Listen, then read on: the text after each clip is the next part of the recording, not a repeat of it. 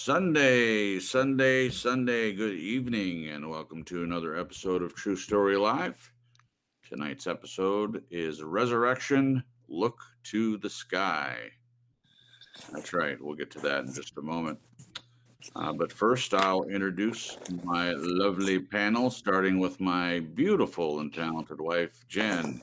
Say hello to the peoples, Jen. Hey, peoples. Happy Valentine's Day, guys. Great to be Yeah, here as always. that was nice. It is great to be here on this Valentine's Day. Oh, We'll, yeah. we'll talk more about that in a minute, but first we'll say hello to Glenn from Australia, also the producer of our show and the writer of these past few episodes. How are you doing over there, Glenn? Not too bad. No Valentine's Day for us. No, we don't. Well, Sandra and I don't do it, but other people do. Make the florist rich. So, no. Yeah.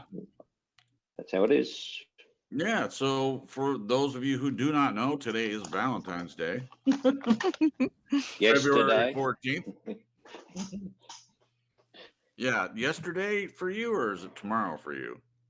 No, it's Yesterday, the 15th of February here today. I got you. So yesterday for the area where Glenn lives in. So that's kind of weird time travel thing. He's going backwards in time. That's the way it works. Yeah, so okay. Yeah, so or you'd say we're going backwards in time. Your time is correct, I'm sure. Anyway, Valentine's Day, the day where either people are very happy that they have someone and they can do cards and candy and dates and all that, or some people might not be happy. It's interesting to me that there are a lot of holidays that they can depend on whether you're in a relationship or not. I would add to that is, what difference does it make if you're in a relationship if it's not a happy one? That's one of the things that we hope to do in having these conversations and talking about relationships and what's healthy and what's not. Hopefully these broadcasts will help you determine what needs to come first, which is making sure that you're healthy and you're happy. And then any relationship that you're in, you can choose to be with someone that has like-minded desires to have that healthy relationship. Mm-hmm. And we're going to dive into that topic here in just a minute. But first, we'll have Jen say hello to the chat. Hello to the chat. Okay, we've got Janet here tonight. Hey, Janet. We've got Liam and To Go Violet, which is Mr. Glenn. We have Stephanie, Debbie. Hey, Debbie S. Scrolling. I think that's it for right now. Did I miss anybody? I don't think so. Okay. I don't think so. Great to see all of you guys tonight. Thanks for joining us. More will come in, and we'll try to say hello to everybody as they pop in. So I hope everyone has had a good Valentine's Day so far. I'll briefly say that this has been one of the best Valentine's Day I've had personally in a long time. This is also our anniversary. Yes. Anniversary of sorts, in that this time last year is when I asked Jen to marry me. And yes, it was intentional. I was okay with having it be on Valentine's Day. And You couldn't wait, though. You couldn't wait. The easier for me to remember. Yeah, that's true. Because it was the 13th. Right. I couldn't wait. Okay, Janet. I see that I guess you lost your wrench, I guess, somehow. Okay, so I took care of that. So if you type something, Janet, you should be able to see that you have your wrench. So thank you. Are we sure that's the real Janet then? She said she was. That's what the fake Janet would say.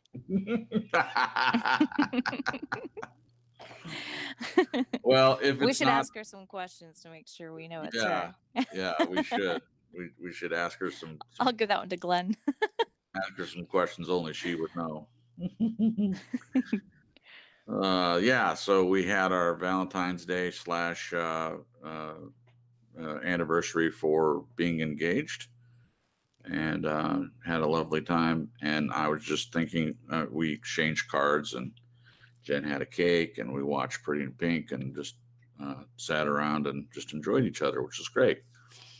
And I remembered when I was a kid, and in school they used to have the Valentine's Day, and different teachers did different ways, but a lot of times you'd have a little pouch on the side of your desk, little red, that usually we made them ourselves too. It's like two pieces of red construction paper stapled along the outside, and you could do drawings on it and whatnot. So it was like a big envelope.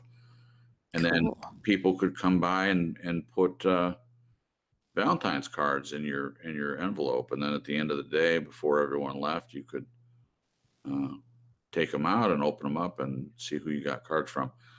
I remember how the cheap little cards, that kids would use back then, and they said different things, but you get them in a pack, and you had a couple different choices, but we get those little things.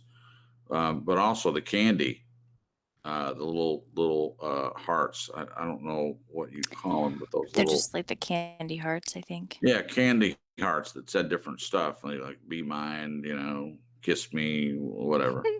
Yeah. Yeah, just another way for people to make money. But they're so good. You like those? I do.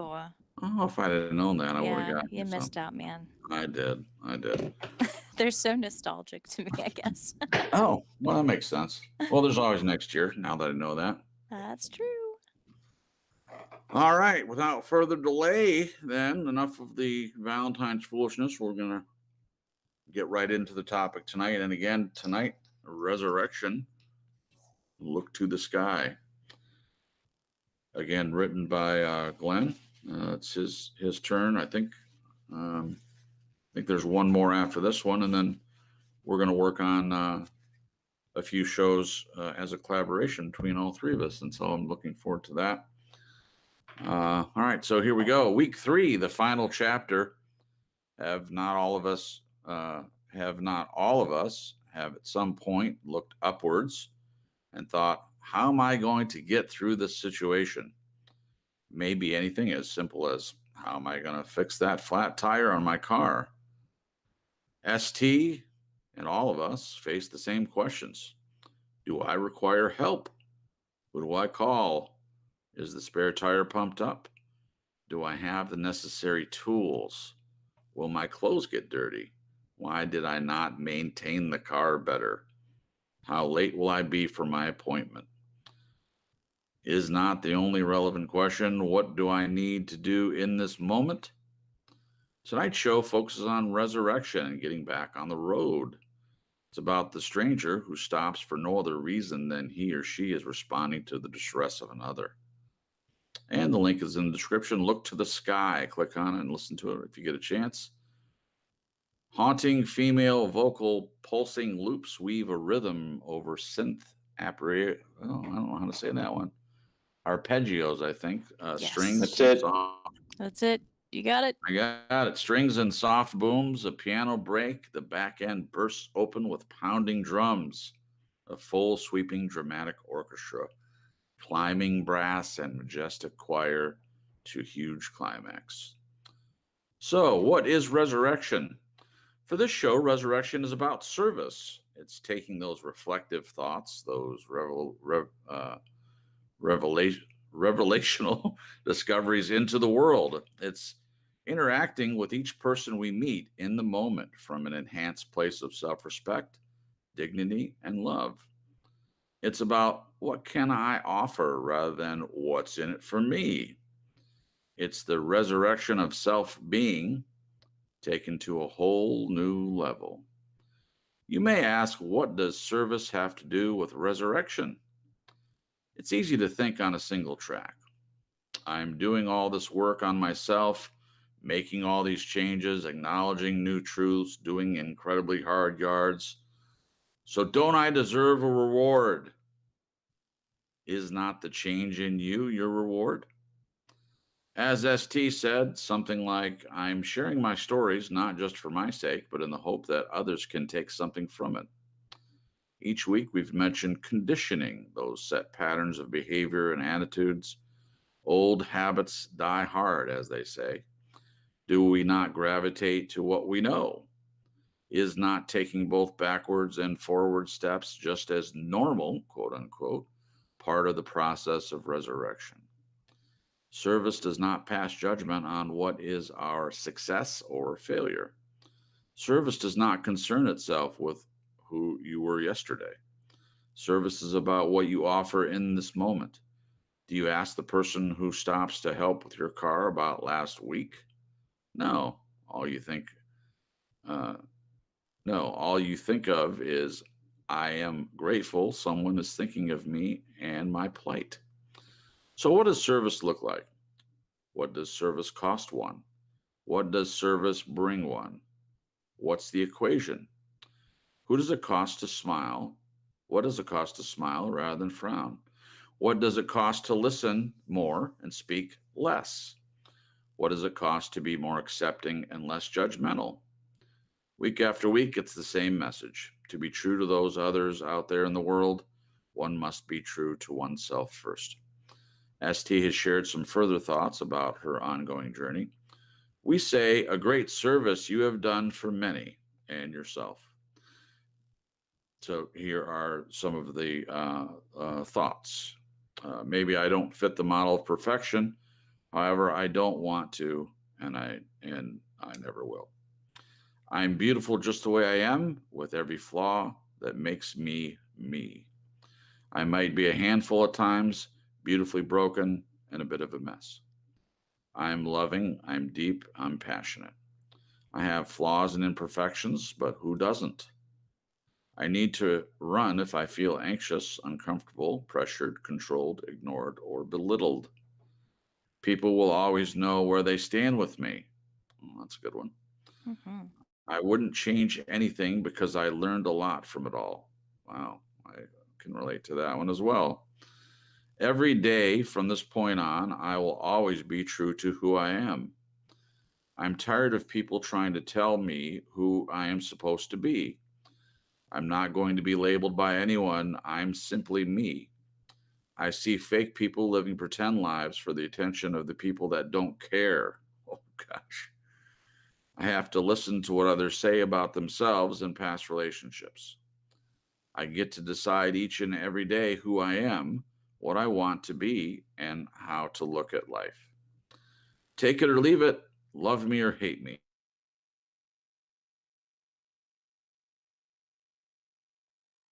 Oh,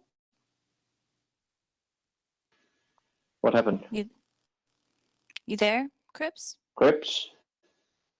Oh. Crips has done a runner. I'm Are we still- here. There he is. Oh, he's back.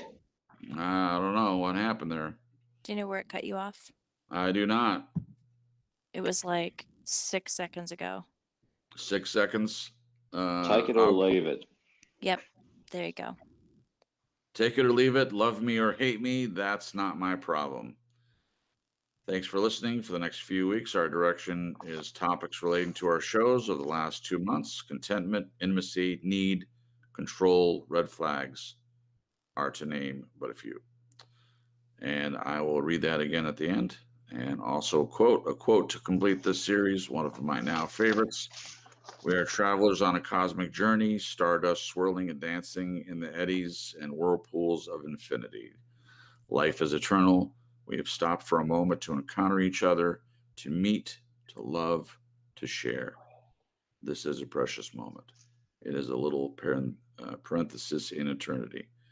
Qualo, qualo. The Alchemist. I'm going to say that wrong. Quello.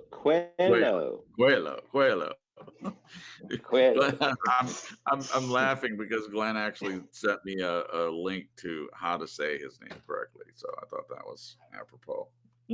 Very nice. Okay. So there we go. There we have it. Tonight's broadcast, we're going to be getting into this just a second. Wanted to say hello to a few people that popped in. Lon is here. Welcome, Lon. Evening to you as well. Glad that you're here. Our friend Torben is here as well. Jay Lynn is present. And let me just make sure that's everyone. Yes, it is. Gosh, thank you guys for being here tonight. And also thank you for those who have already put a like on the broadcast. That's helpful to us. So thank you for that. Before we get started, if anybody has any comments, you can put it in the under the description. If you have any comments for us, we will respond to all of them. And again, if you have any ideas, and I'll say this again at the end, in case there's new people that come in, but if you have any comments for future broadcasts, any constructive criticism, you like something or you don't like something, you can send an email to yours truly at truestorylive.crips@gmail.com. And again, if you want to pass something along to Jen or Glenn, you put that in the subject box and I'll make sure to forward that along. Okay. Without further ado, we'll get right into it. So I'll read this again. For this show, Resurrection is about service. It's taking those reflective thoughts, those revelational discoveries into the world.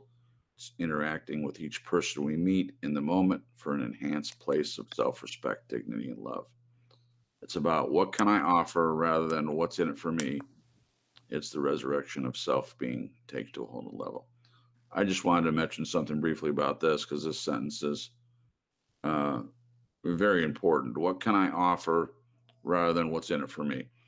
If everyone, this is just my opinion, but if everyone thought in these terms of what can I offer rather than what's in it for me, I think this world would be a lot better place. If you're being selfless rather than selfish, it's not how you say that word, but you get the point. So there's a lot, we talk a lot about our, loving ourselves, and that's an important thing.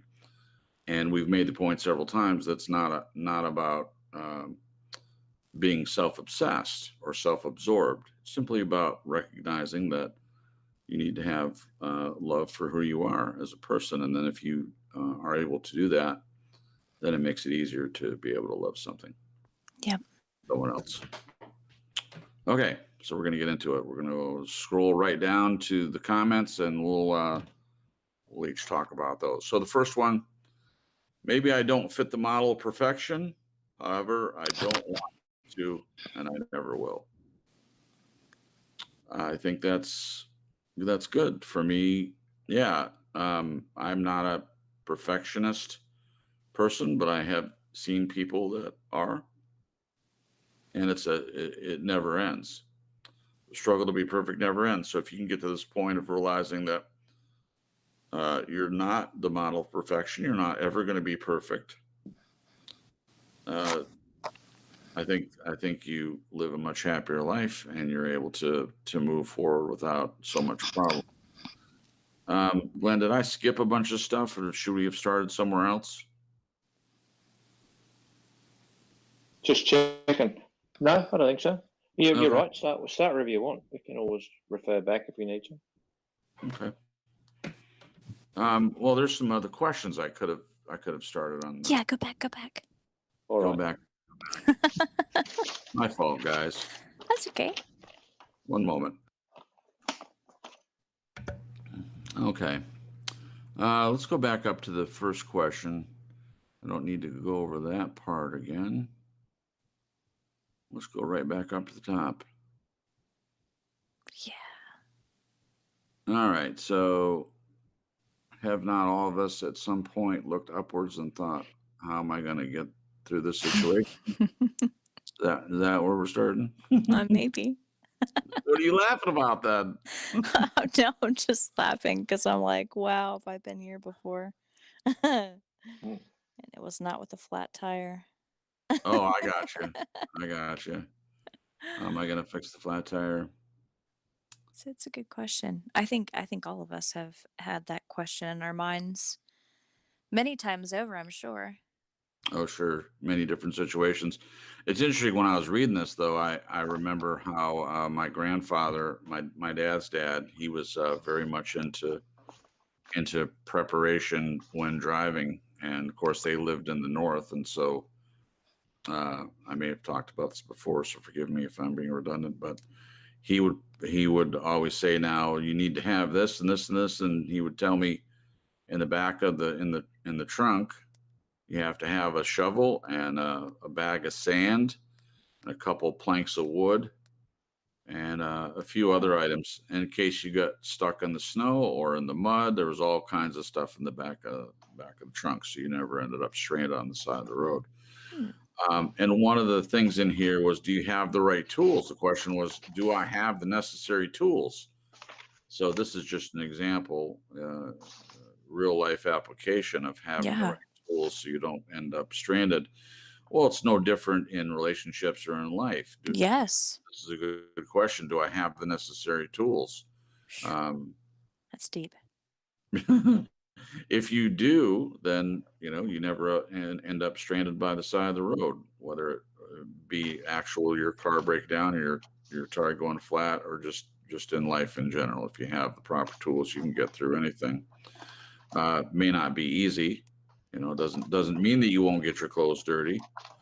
Another part of it is, why did I not maintain the car better? I mean, that can apply to, why haven't I taken better care of my own self, my self-worth and how I view myself? That obviously is much easier to look at in hindsight. Yeah. But once you learn the lesson, then it's a lot easier to move forward and think about that. Another question is, what do I need to do in this moment? I like in the write-up is, it's all the other things, like when someone comes to help you, are you asking them about last week? No, it's about the moment. So asking yourself the question, what do I need in this moment, is a good question. It's not thinking about last week or thinking about even the future, Yeah. but living in the now, being present in the crisis or the situation, whatever word you want to use for it. And I was going to say, I think I wonder at times, I wonder at times if a lot of people have trouble being present in the here and now. Do you ever wonder that? Yeah. I'm sorry. Say the last part again. That I wonder if a lot more people than we realize have trouble with being in the present. Oh yeah.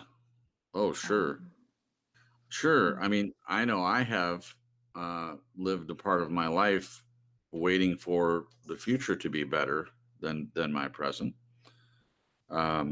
So in many ways, I would put off doing something until I was in a different place in my life, or till I was in better shape.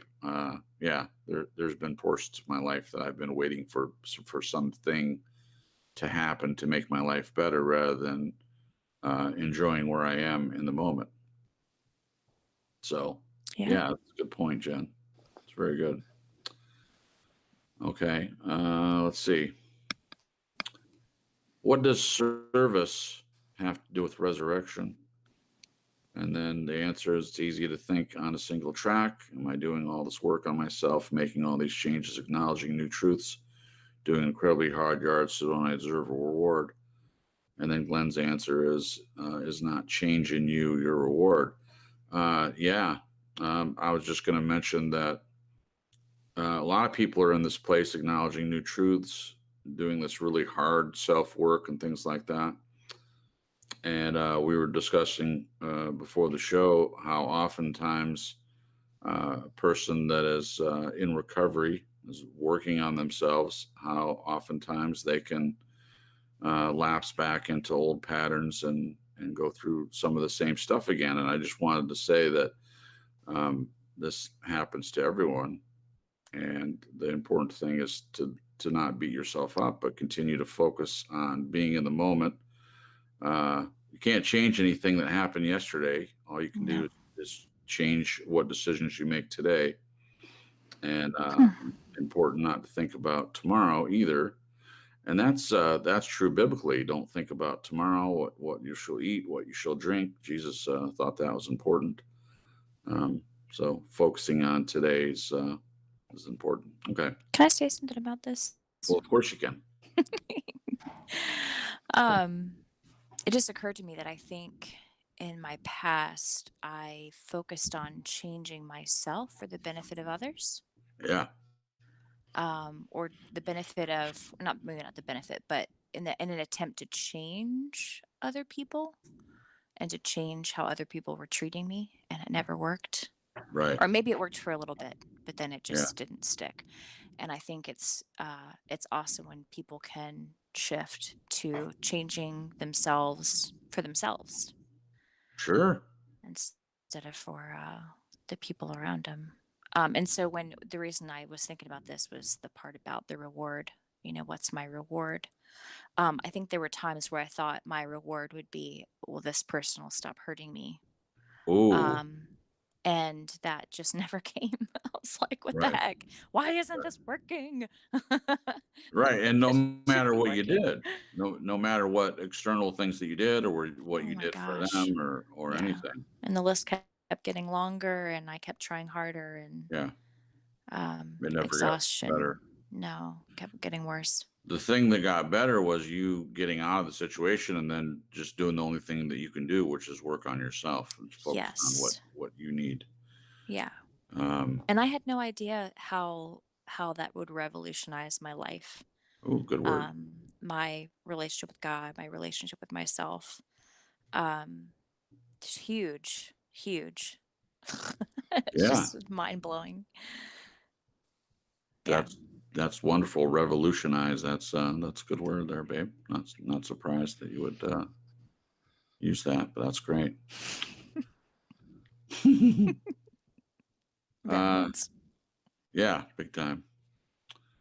All right. So, what is resurrection? This word means a lot of things. When we were talking about the Glenn using this topic for the show, there were, we're making sure that it was okay to talk about it because a lot of people, when you hear the word resurrection, they think about Christ's resurrection, which is probably one of the greatest resurrections of all time, bar none. But the word itself applies to many things. You can have a resurrection in your career, such as a football player, something like that, who gets injured and is out for a long time, then comes back to play better than he ever did before. Or in relationships, you can have a relationship that dies out and is resurrected. But for this show, resurrection is about service, and I think this is a wonderful distinction to make. What it's about. It's taking those reflective thoughts, those relational discoveries into the world, interacting with each person we meet in the moment for an enhanced place of self-respect, dignity, and love. And I kind of already read over that, but that's important to know. And the biggest part of this is an enhanced place of self-respect, dignity, and love. And those three things, I mean, a lot of the topics we've discussed, these things are at the center of it, starting with the self-respect, followed by dignity. And the love is so important. And we've made the point several times using the scripture, the commandments that Jesus gives: love God with everything, and love your neighbor as yourself. And our point has been, it's implied in that verse that you love yourself. And that, again, it's not a selfish kind of love. It's just loving yourself for who God made you to be. And then if that is in place, then you're going to be able to love other people. Yeah. We've also discussed, how can you love other people if you don't love yourself? How's that even possible? I think people try. They don't love themselves, but they get in a relationship and then wonder why it doesn't work out. All I know is, at least speaking personally, learning to love myself has definitely made me able to love someone else in a more dynamic way. Yeah. And so it starts there with the self-respect, dignity, and love with each person. All right. Don't know. Okay, I read that already.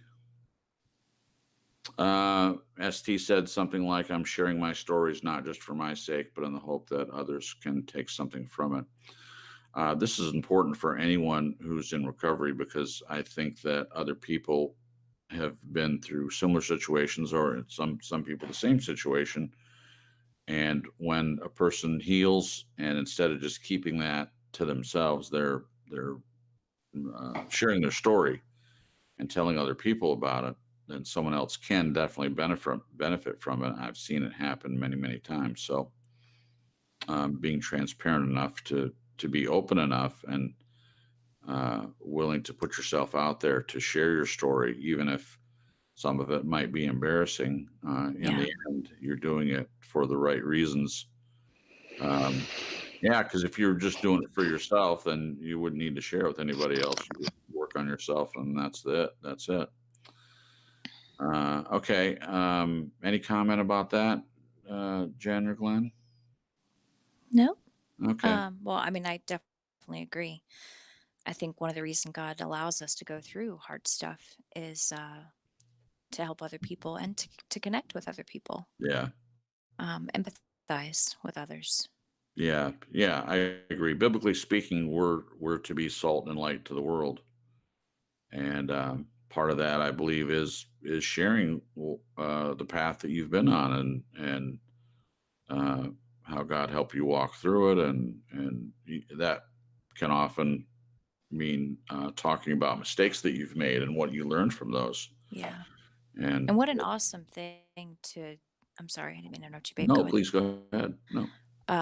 What an awesome place to be when you are sharing with someone and you realize it's helping them, even if it's just them recognizing that they're not alone, Mhm. and how powerful that is.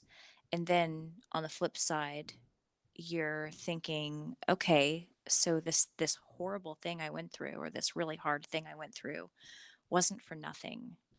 Mhm. It's being used to help somebody else, Yeah.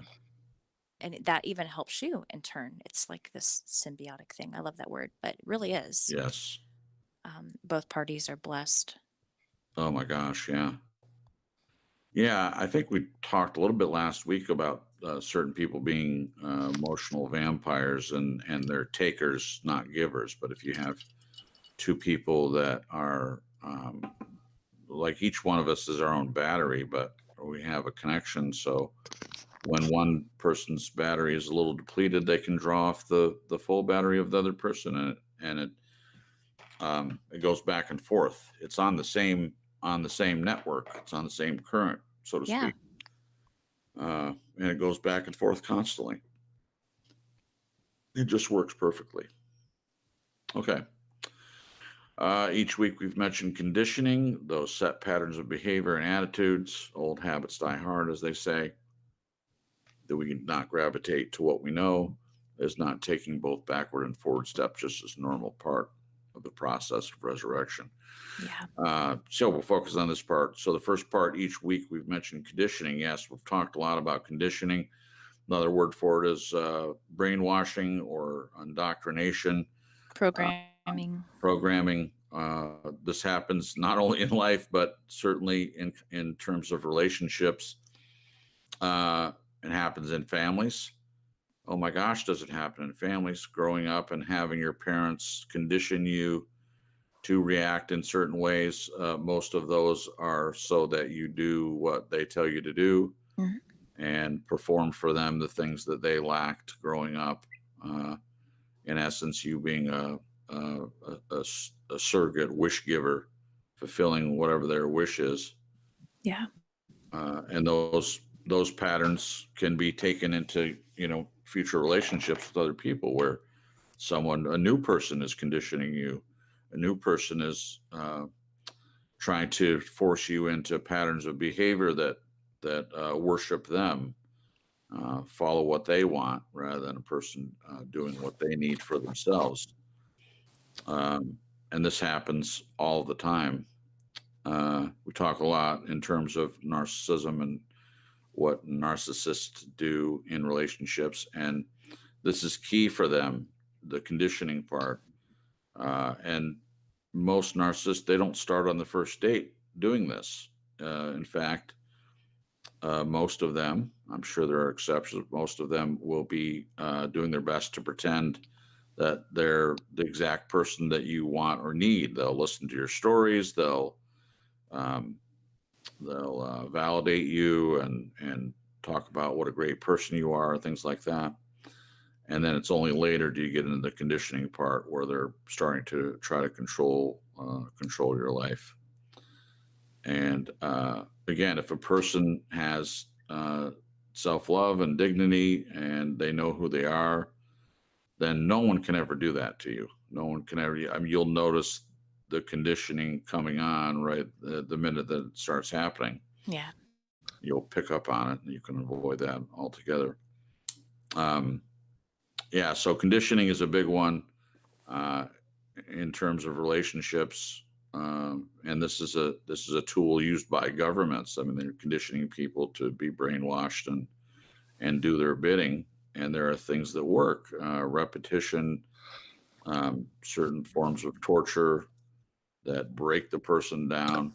It's no different in some relationships. It may not be waterboarding a person or forcing them to listen to Billy Ray Cyrus full blast in a small room, but torture nonetheless.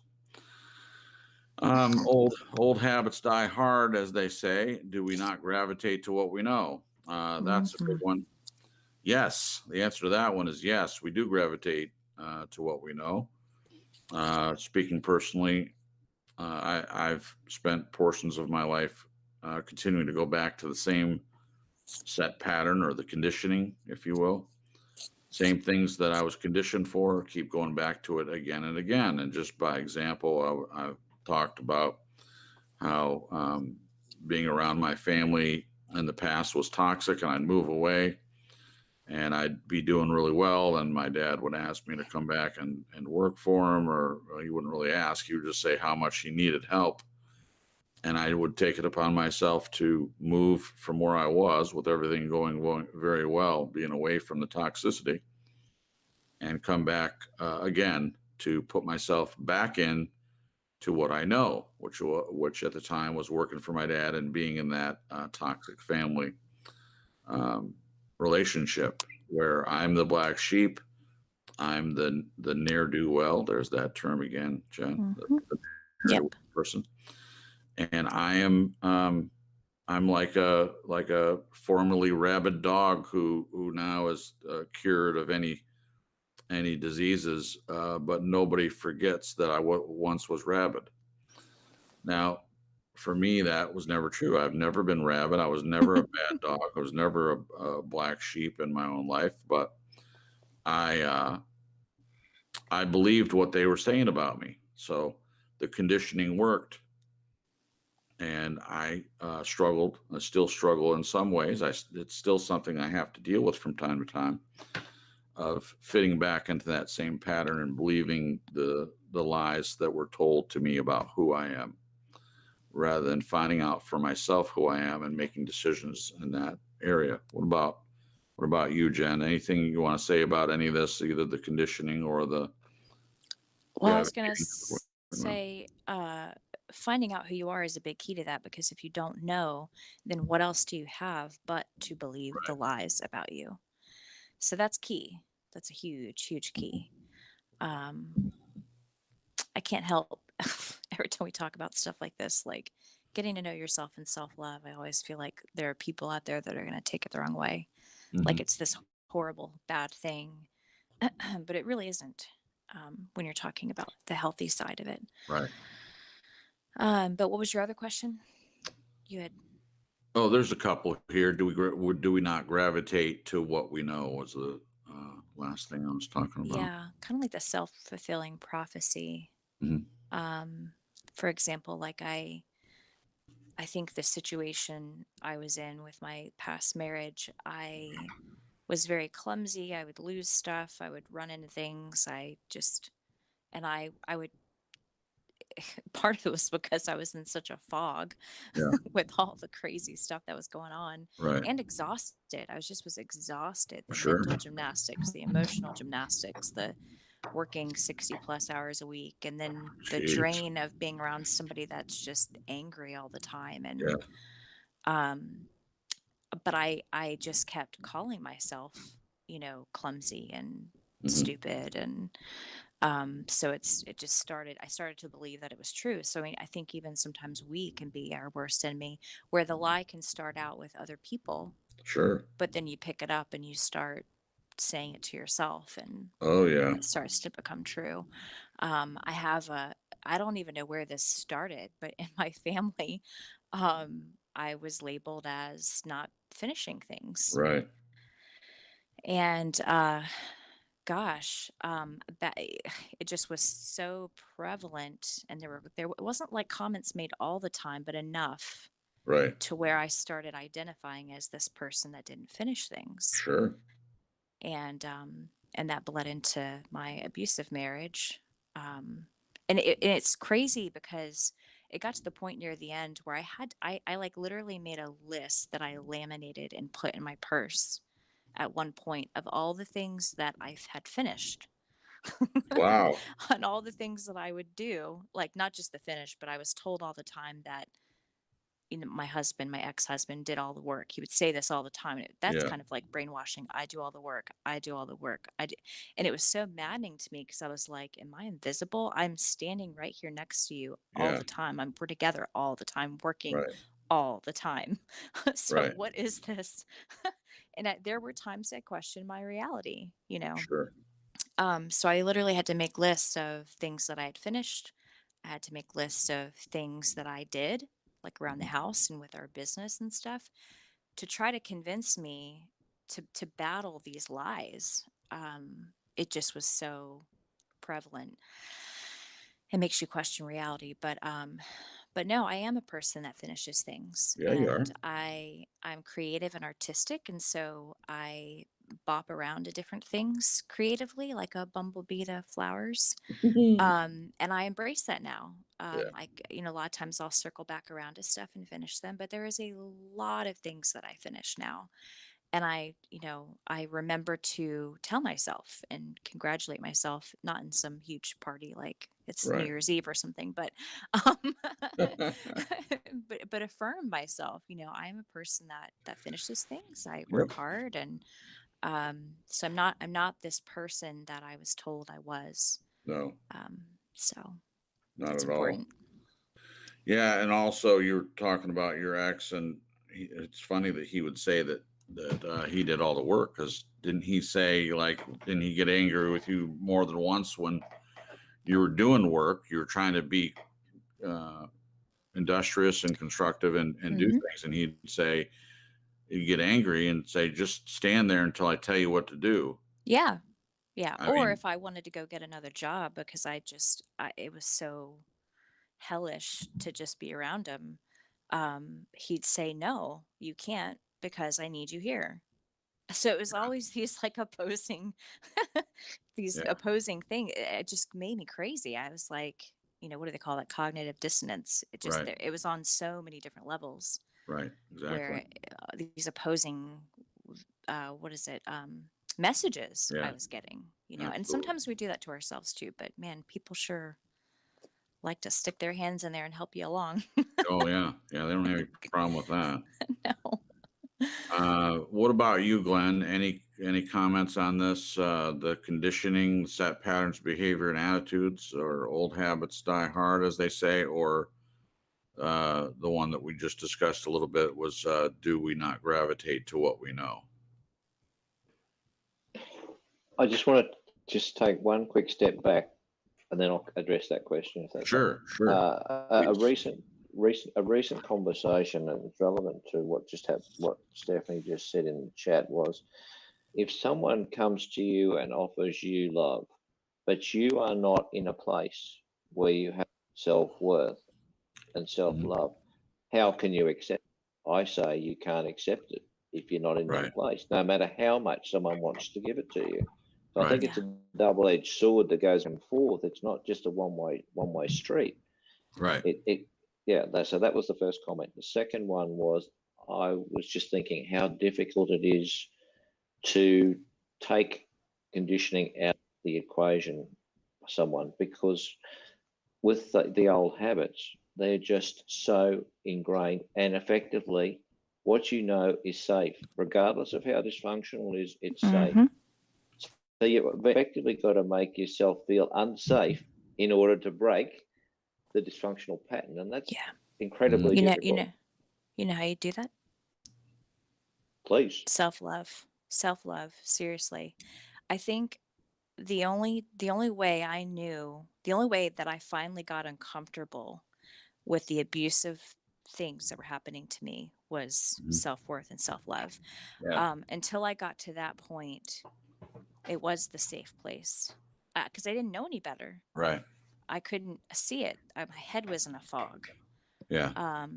And being around healthy people, because it's crazy. It's so cool too, that once you can see it modeled for you, even as an adult, I mean, of course, it's better when you're a kid, child, more impressionable, but when you see it as an adult, healthy relationships, and even experience healthy relationships, your brain starts to get rewired. Mhm.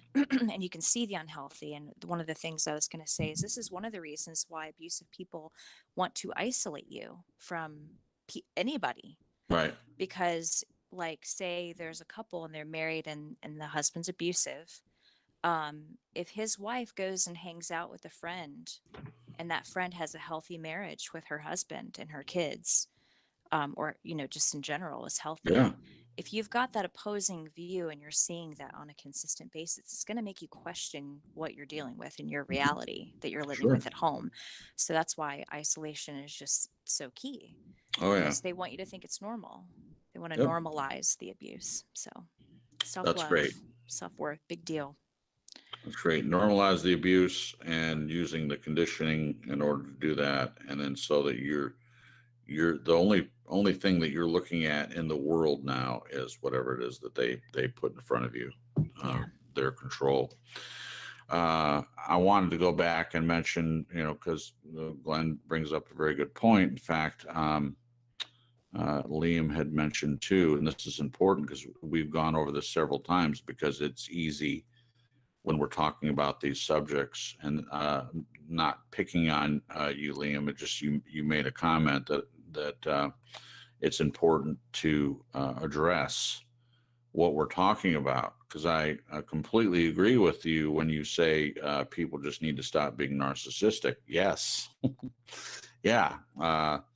That's what we're talking about. We're talking about the effects of those people that, I mean, you can call them different things, but a narcissist is a person that is totally self-absorbed, that they have no room for anybody else. And this is not self-love. This is not what we're talking about. Narcissist generally hates themselves. They don't have self-love. So they can't care about other people. That's the point. And Glenn brought that up. If you don't have self-love, how is it possible to love other people?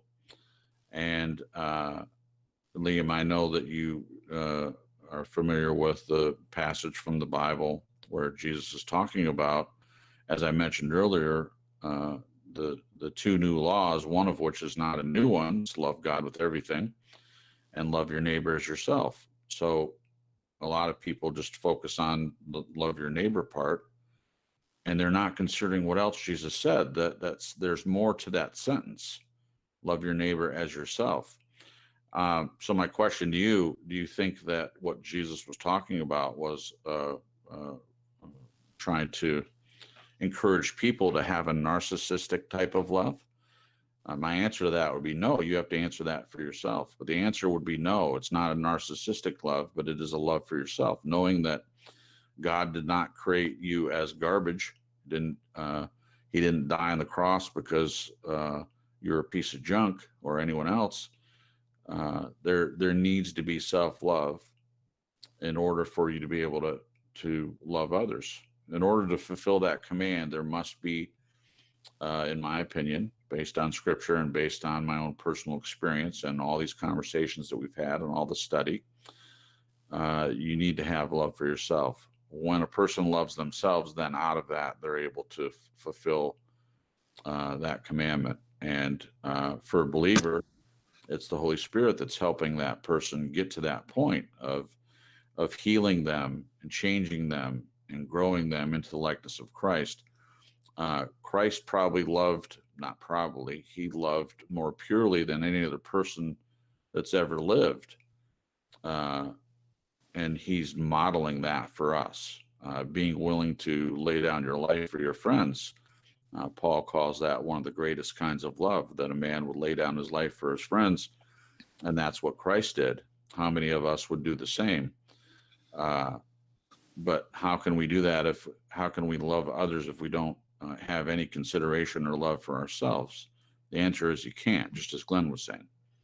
So it's important to bring that point up. It's not I'll make one more point about this. It's not a narcissistic type of love that we're talking about, because that's not love.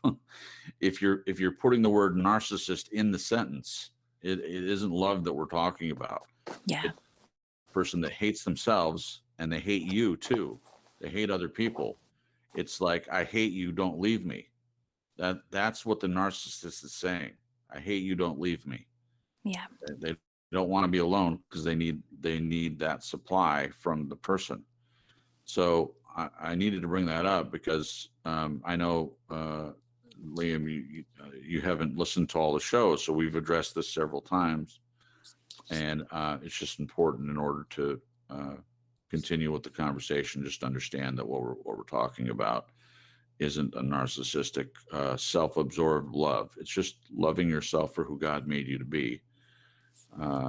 And so that's an important point. And if you don't love yourself, you're more prone to accept abuse, Mm-hmm.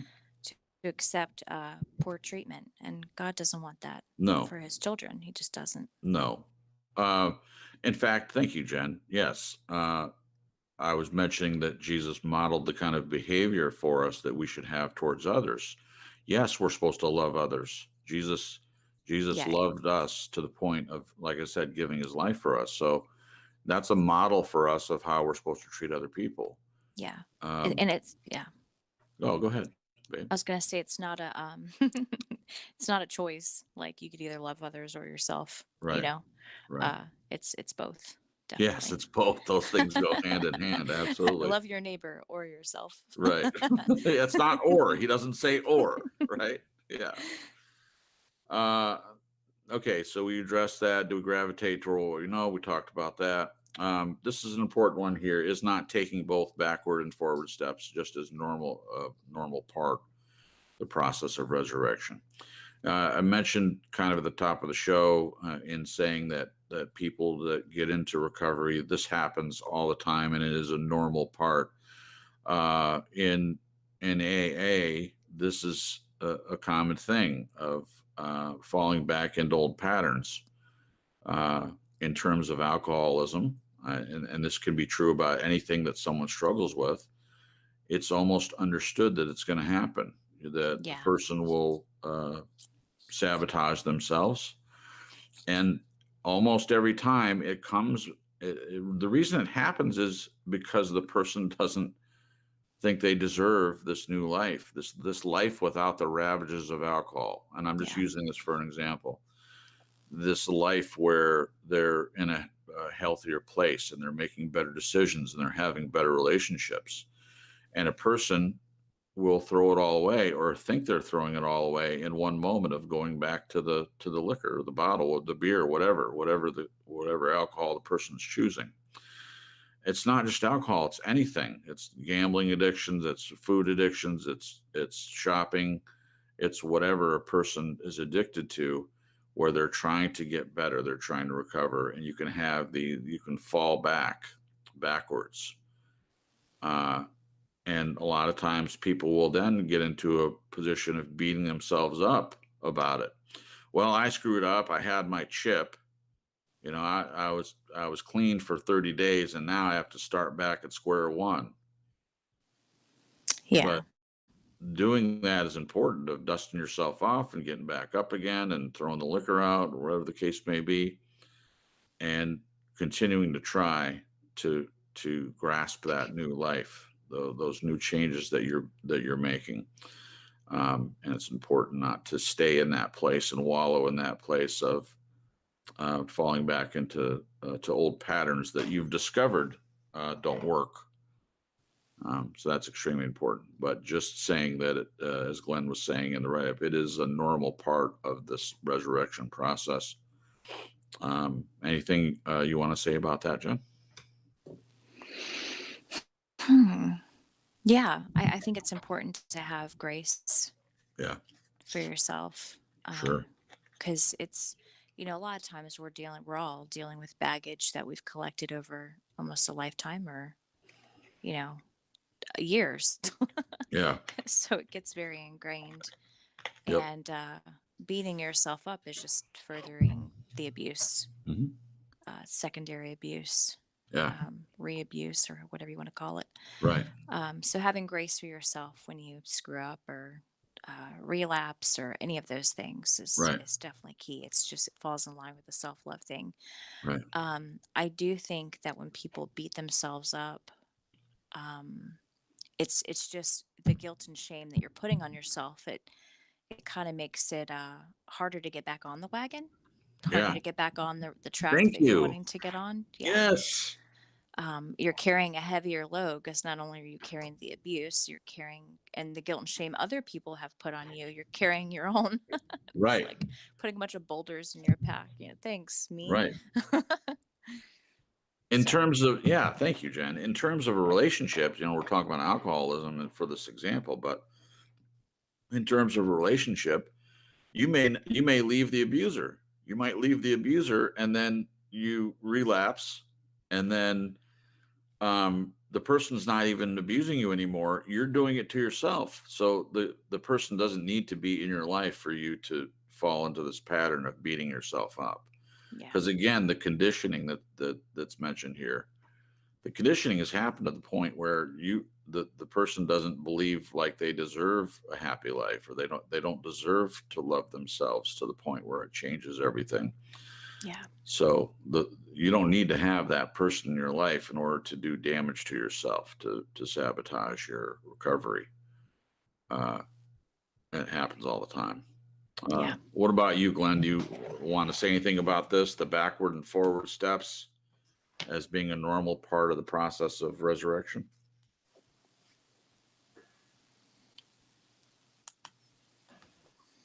Glenn? Galenzo. Where'd he go? I think Coco ate him. Coco. Okay, There it goes. laptop was on I don't know, gone to sleep mode or something. Yeah. I just think the old saying that people are their own worst enemy is a very true one. Wait, say Because that one that's more exactly what they do. I think the old saying that people are their own worst enemy is a very valid saying, because that's, as you said, 100%. You don't need another person to be sitting beside you to go down to the bottom of the pit. You can send yourself there very easily without any help from anybody else. Yeah. So you can imagine how much further down you could go when you have yourself and an abusive person to add on to your own stuff. Yeah. It's double True. Double whammy. It's like jumping out of a Cessna without a parachute. It's a hard landing. Yeah. Talk about hard yards. Part of you is over this yard, and then 3 yards away, there's another part. It's just, no parachute. It's a pretty morbid mental picture for me just now. Yeah, same here. Thanks, babe. Yeah, you're welcome. I'm not the one that said it. Glenn said it. Thanks, Glenn. Okay, next part. Service does not pass judgment on what is our success or failure. Service does not pass judgment on what is our success or failure. So again, see, this is where it can be confusing for people with this whole thinking of it as loving yourself as being selfish. Liam said in chat, well, I've always thought that. And this is what I'm afraid of. If I loved myself before loving other people, I would be a very unpleasant, nasty, cruel, abusive, vile person. I don't want to be that. I understand your perspective, Liam. The thing is, people that don't love themselves often fall into that pattern. They don't have any self-respect or dignity. Again, as I explained earlier, it's not the narcissistic type of love. It's simply knowing that you have value, and getting to that point first puts you into place as the opposite of the things that you mentioned, of not being nasty, cruel, abusive, or vile, just because you have love for yourself. I know where that comes from, biblically speaking, and in churches you hear all your life, put others first. I heard growing up that the word joy means Jesus first, others second, you last. And in some cases, yes, of course, in terms of service, Jesus came to be a servant. He came to put his life down for us to save us. And that's the greatest kind of service. This service that we're talking about here is in that same vein, but it's servicing your self-love to the point where you're able to service others.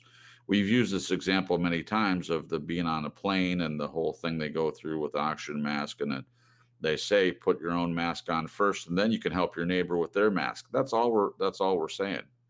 Yeah. Help yourself with your own issues, your own brokenness first, and then you can help other people with theirs. It's really, really simple, but people seem to complicate it. It can be a difficult thing to realize unless you put it in terms of it's important. Again, not a self-absorbed love, but just loving yourself. Janet says, Bible does say, consider others more than yourself. In the last days, people will be lovers of self, which obviously was said as a negative. Again, however, I got what you're saying, Jason. Yeah, I know you do, Janet. Yeah, what Jesus is talking about is that narcissistic, self-absorbed love. That's not at all what we're talking about, or what Jesus was talking about. Yeah. Yeah, that is that. Thank you for bringing that up, Janet. Again, that is the love of self to the point where you're putting all of your own needs before others and not caring about anybody else. Again, not what we're talking about, and not what Jesus was talking about in the commandment to love God with everything and love your neighbor as yourself. The commandment is to love your neighbor, but people forget the part about self. Yep. Again, he puts loving your neighbor first, loving your neighbor as yourself, but he doesn't leave that part out. If the commandment was love God with all your heart, soul, mind, and then love your neighbor, and then it just stopped there, then we probably wouldn't be having this conversation. Mm-hmm. So I can't reiterate this enough. It's not the self-absorbed, selfish kind of love that Jesus is talking about in the end times. And frankly, Janet, we're already headed in that direction. I mean, the selfishness and the people, especially in traffic, driving on the road, thinking they're the only person. I mean, I can bring several examples to the conversation of where I see people caring about their own needs, putting them before others. Yeah, that's a different thing than what we're talking about. But anyway, this is a service. To love yourself so that you can also be able to experience love for others is a service. So service does not pass judgment on what is our success or failure. Service does not concern itself with who you were yesterday. And I mentioned that point earlier. When you're on the side of the road, you're not asking somebody what you did last week. And that Glenn put that in there. It's the next sentence. Do you ask the person who stops to help you with your car about last week? No, all you think about is, I'm grateful someone is thinking about me and my plight. So I just wanted to just mention briefly, this is not passing judgment, and each person has to decide for themselves. So what's the success and what's a failure for you. You can't. No one else can pass judgment on that. Your success might be for someone else. They might think it's a failure. And when we get to the comments, which we should probably do here shortly, we're going to run out of time. But there was a comment about not going back and changing everything because she's learned from everything that she's been through. And how often, Jen, have we talked about that? Yes. I would not go back and change any mistakes I made. My prayer often is I'm praising God for even the negative things that I've been through, the things that were very difficult, because those things made me into the person I am, and I wouldn't change who I am now. I mean, I am changing daily, moving in a positive direction, but I wouldn't go back and change the poor decisions I made, because God uses those things in our life to grow us and change us, to prune us, cut off the branches that are dead and allow new growth to happen. So we definitely want to have that. Okay, we'll move past this part, and unless Jen or Glenn, you have a comment on this, the Nope, failure. Okay, you said it beautifully. All right. I'm going to go down to the comments that ST made, which is kind of where I started, and now we're back full circle again. I'm just making sure I didn't want to. There's a couple questions here. I don't think we need to answer these, but they're good questions. What does it cost to smile rather than frown? I think that's a great one. Now we can't smile because everybody's got masks on, so at least here, it's difficult to see whether someone's smiling or not. And then people say, well, you could tell someone's smiling by looking at their eyes. I said, well, some people you might be able to. I tried it the other day. I had a mask on and I looked in the mirror. I forget where I was, but I looked in the mirror and smiled. And of course, I can tell I'm smiling because I'm the one smiling. But can someone else tell that doesn't know me? So, but the point is, what does it cost to smile rather than frown? It costs nothing, but it makes a huge difference, especially in other people. If they see you smiling. I've done it. I've seen it. You smile at someone, 9 times out of 10, they smile back. You might be making someone's day by smiling at them. You have no idea what they've been through or what kind of day they're having. But having a stranger smile at you, and now I'm not going to go on a diatribe here, but they're taking that away from us by making everyone wear a mask, or trying to at least. So it's removing the personal touch of being in public and even giving someone a smile. Yeah. What does it cost to listen more than speak less? That's a big one. Being a good listener, understanding what the person is saying before saying anything, that's huge. Mm-hmm. I like being.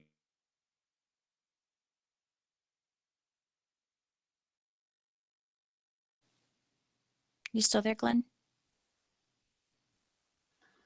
Yeah, are you? Yeah, I'm still here. It's Cripps. He's It's done the runner. I'm Coco gone ate again. him. Okay. Am I gone again? It just went out for like 6 seconds. Yeah, So, we've been having trouble with our internet. I don't know if that's what it is, but it's been going out. finicky. So you had just read, what does it cost to listen more and speak less? Oh, you didn't hear anything after that. That's great. We sure didn't. I'm so sorry. That's okay. I know it was gold. Oh, thanks, babe. I was just saying that's an important one. I like listening more than speaking. You listen to what someone's saying first, and then you can speak after. It doesn't cost anything to do that. What does it cost to be more accepting, less judgmental? That's a big one too. I don't think there's any place for judgment. None of us is in a place of power to be able to judge anyone else, and it's not useful anyway. So be more accepting and less judgmental. That's great. Yeah. Okay, getting to it. The first one is, maybe I don't fit the model of perfection. However, I don't want to, and I never will. I had mentioned at the top of the show, I started talking about this a little bit. I mentioned that there are people that consider themselves perfectionists, and their list is never done. You can No. never reach perfection, and if you're putting yourself into that place, then you can never accomplish it. So you're always trying with everything to get to that place, and it never happens. So for ST to get to that point, she says, I don't want to, and I never will. That's great. I'm glad that you're in that place. This perfection in this broken, fallen world is unattainable. What do you think, Jen? Yeah, it's unattainable. Uh, but I do believe in us being perfectly ourselves. Ooh, say more about that. I think that I don't think it's something. I mean, I guess some people could fashion who they want to be and maintain that. Hopefully though, people are healthy and realize that hopefully every day they're growing and learning and changing, even if it's incrementally. Um, but I think our journey makes us who we are, and we've never arrived. So, embracing the good and the bad, and embracing the fact that we're broken and that we're learning, hopefully, and growing. Mhm. I think that that's perfect. I think there is perfection in brokenness. Maybe not staying there per se, but just allowing God and healthy people around you helping you along your way, Yeah. and digging. Jason and I call it digging. Mhm. We're both very interested in psychology. Now we don't live there forever, and we're not licensed or have Yeah. degrees and stuff. Well, you have a little. I forget which degree you have, babe. Well, it's a social science, but I Yeah.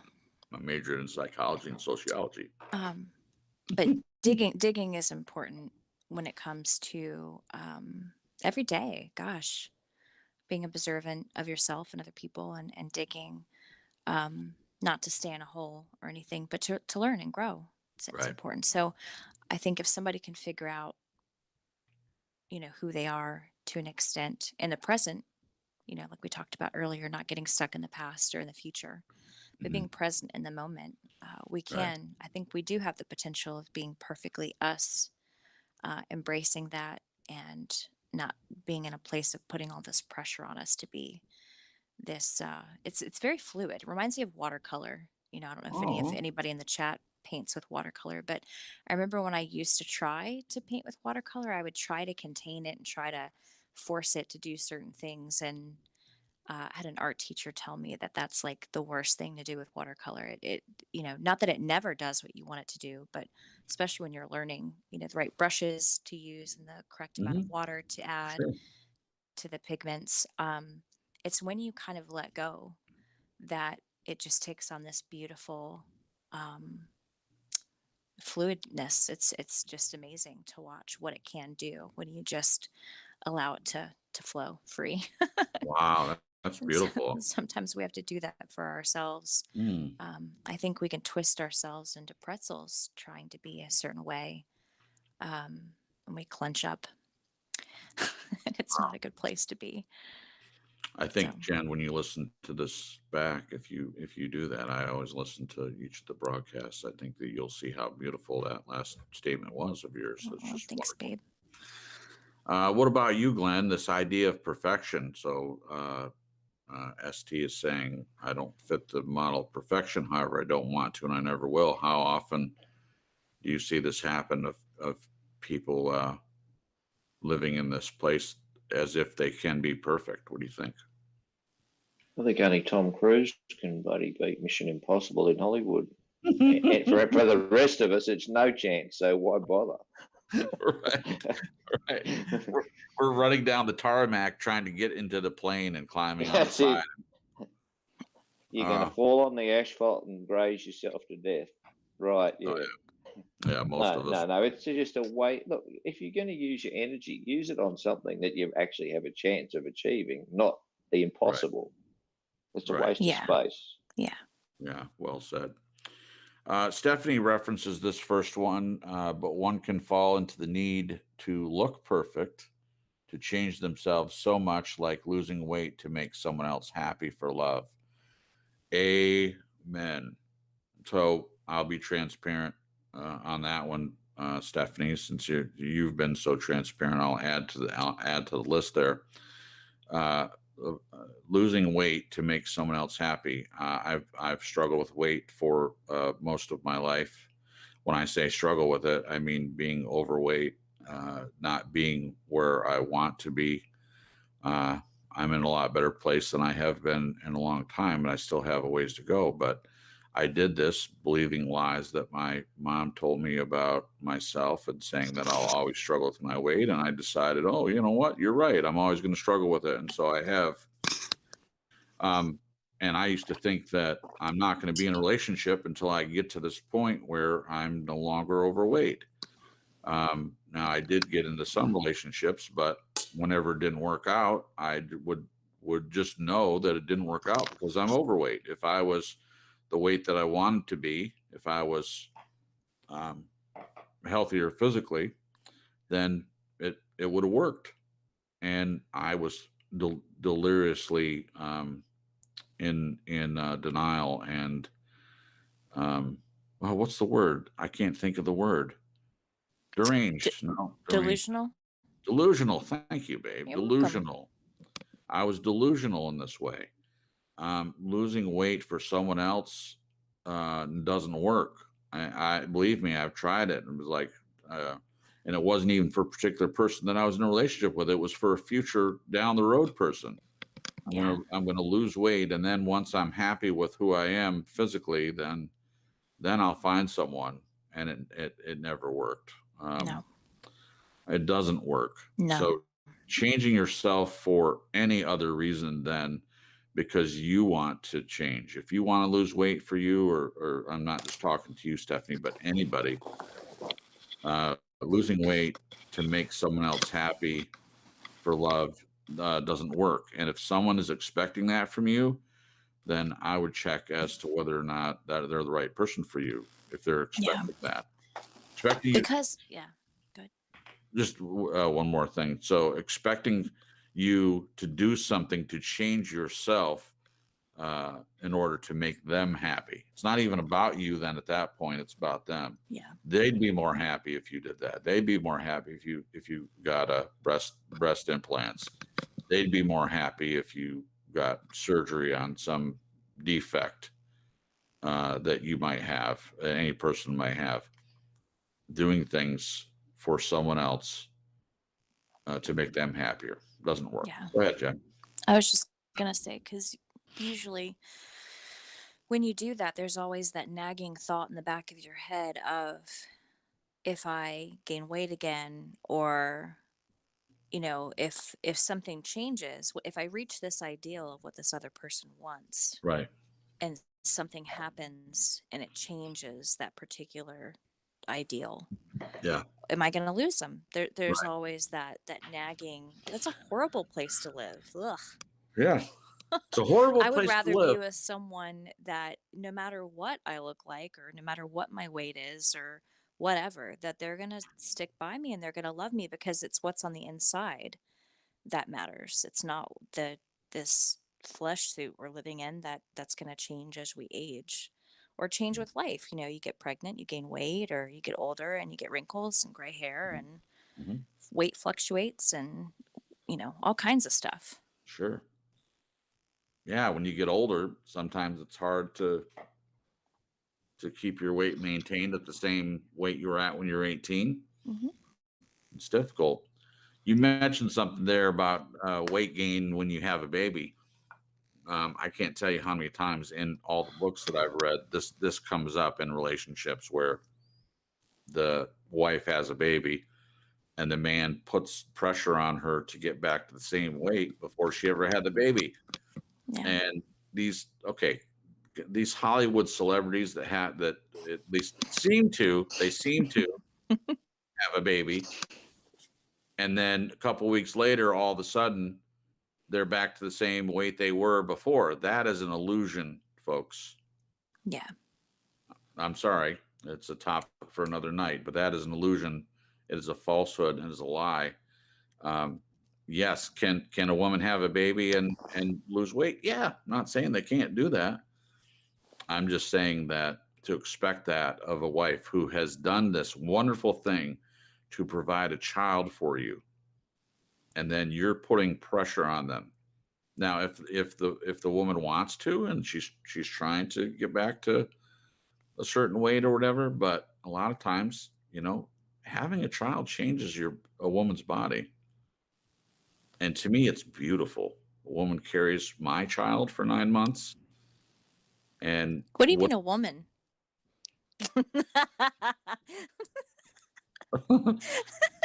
Did I need to be more personal there, Jen? Do you not know who I was talking about? It was just so generalized. We know you, I'm dude. sorry. I'm talking to other people here. I know. I'm just joking. It's comedic relief. This is getting serious. Go ahead. Jen carries my baby for 9 months. I'm going to just love her even more because she's provided me with a wonderful gift. And I don't care if she never gets back to the same weight she was at before. That doesn't mean anything to me. As she said, it matters what's on the inside. And loving myself like that too. I mentioned with the weight, getting to the point of loving myself, whether I'm overweight or not overweight. And that's been a struggle for me. And it's not a good place to be in. So just getting back to the point of making someone else happy, doing something like that, it never works. So moving forward, that's great. Next one, I'm beautiful just the way I am with every flaw that makes me me. Love that. Yep. Stephanie, that's great. Beautiful. I wouldn't use the word beautiful on myself, but I can swap it out for handsome just the way I am with every flaw that makes me me. I want to be healthier, and we just went to the gym today. I want to work out, and I just want to be as healthy as I can be. But I am beautiful just the way I am. I have plenty of flaws, and I've spent a lot of my life avoiding relationships because of being made fun of for certain things when I was young, and things I can't change. And I think that's the most horrible thing, is to make fun of someone for something they can't do anything about. It's horrible, but that's the way the world is.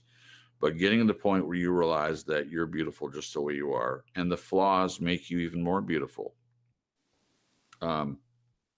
There's nothing out there that's perfect. And I'll go a step further. When you see these models that model clothes, I don't think they're that awesome. That's just a personal thing. And there are people out there that will look at models and find a flaw. And these women, and I'm speaking in generalities, but these women are dying to have a man that doesn't just tell them how beautiful they are, but they notice their flaws. And they mention those to them, because the flaws are what make you beautiful. The things that set you apart from other people, that make you unique. It's not the same look all the time. I think there's a lot to that, but that's not the point. The point is knowing that you're beautiful, knowing that the flaws do make you who you are. Scars are beautiful. It means you've lived life, you've experienced something.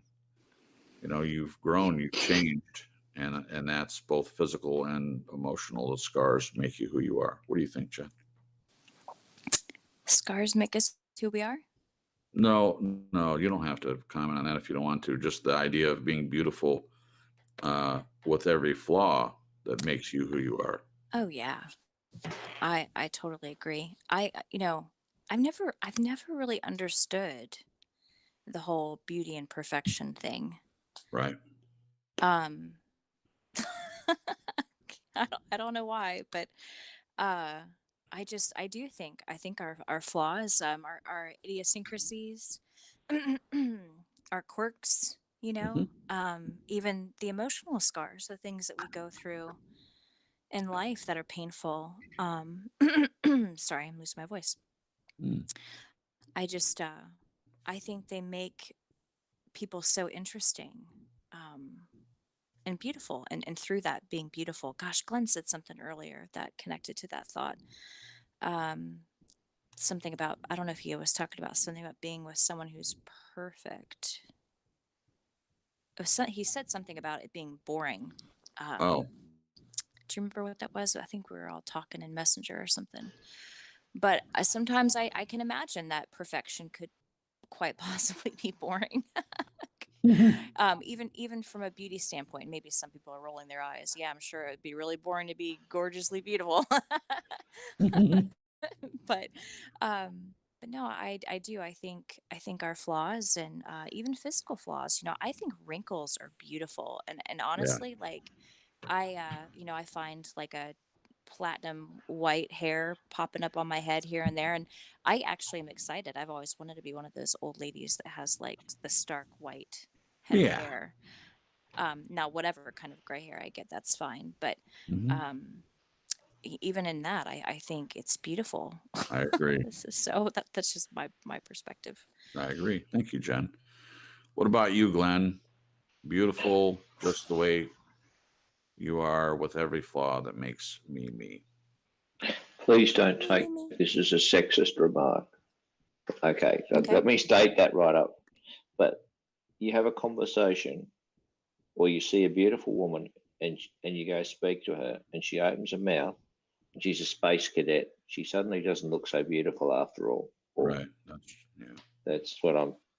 It's just way more than the superficial. Oh Yeah. yeah. That's all. That's what Yeah. I'm trying to say.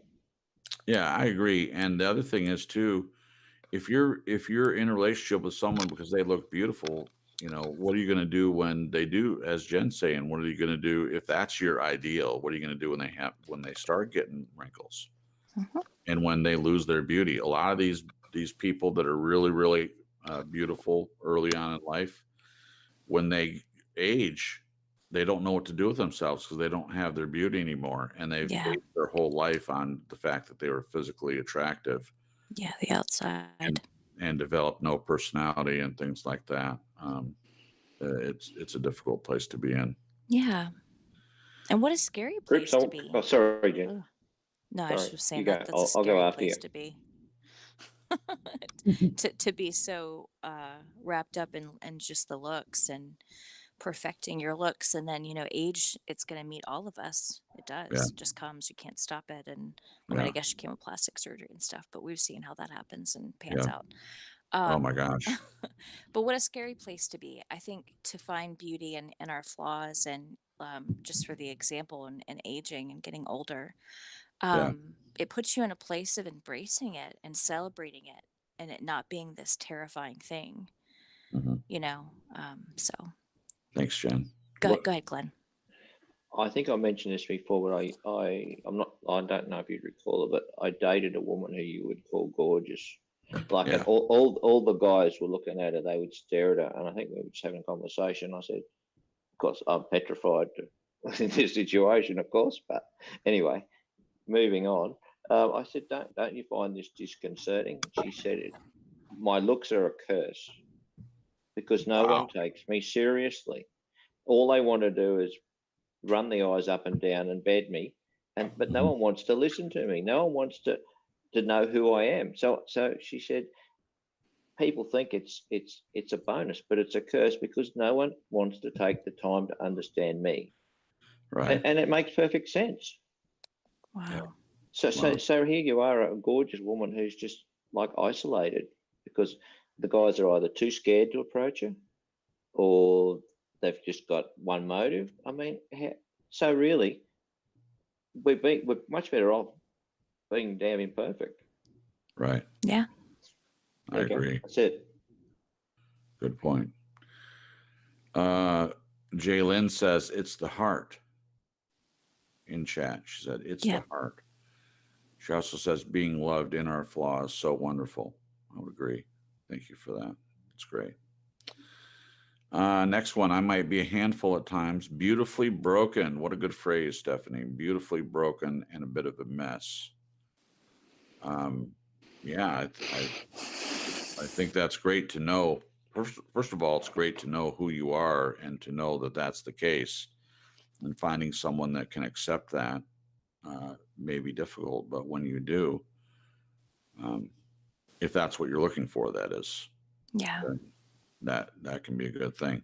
Someone that accepts you for who you are at the point where you are is so beneficial and so worth it. It's worth the wait. I would rather be with someone that loves me for who I am than struggle and be in several relationships with different people that want me to be someone else, Yeah. someone I'm not Yep. capable of being. But I love the term you used here, beautifully broken. We've talked about brokenness on this show. The idea of embracing the broken parts of us and being okay with that.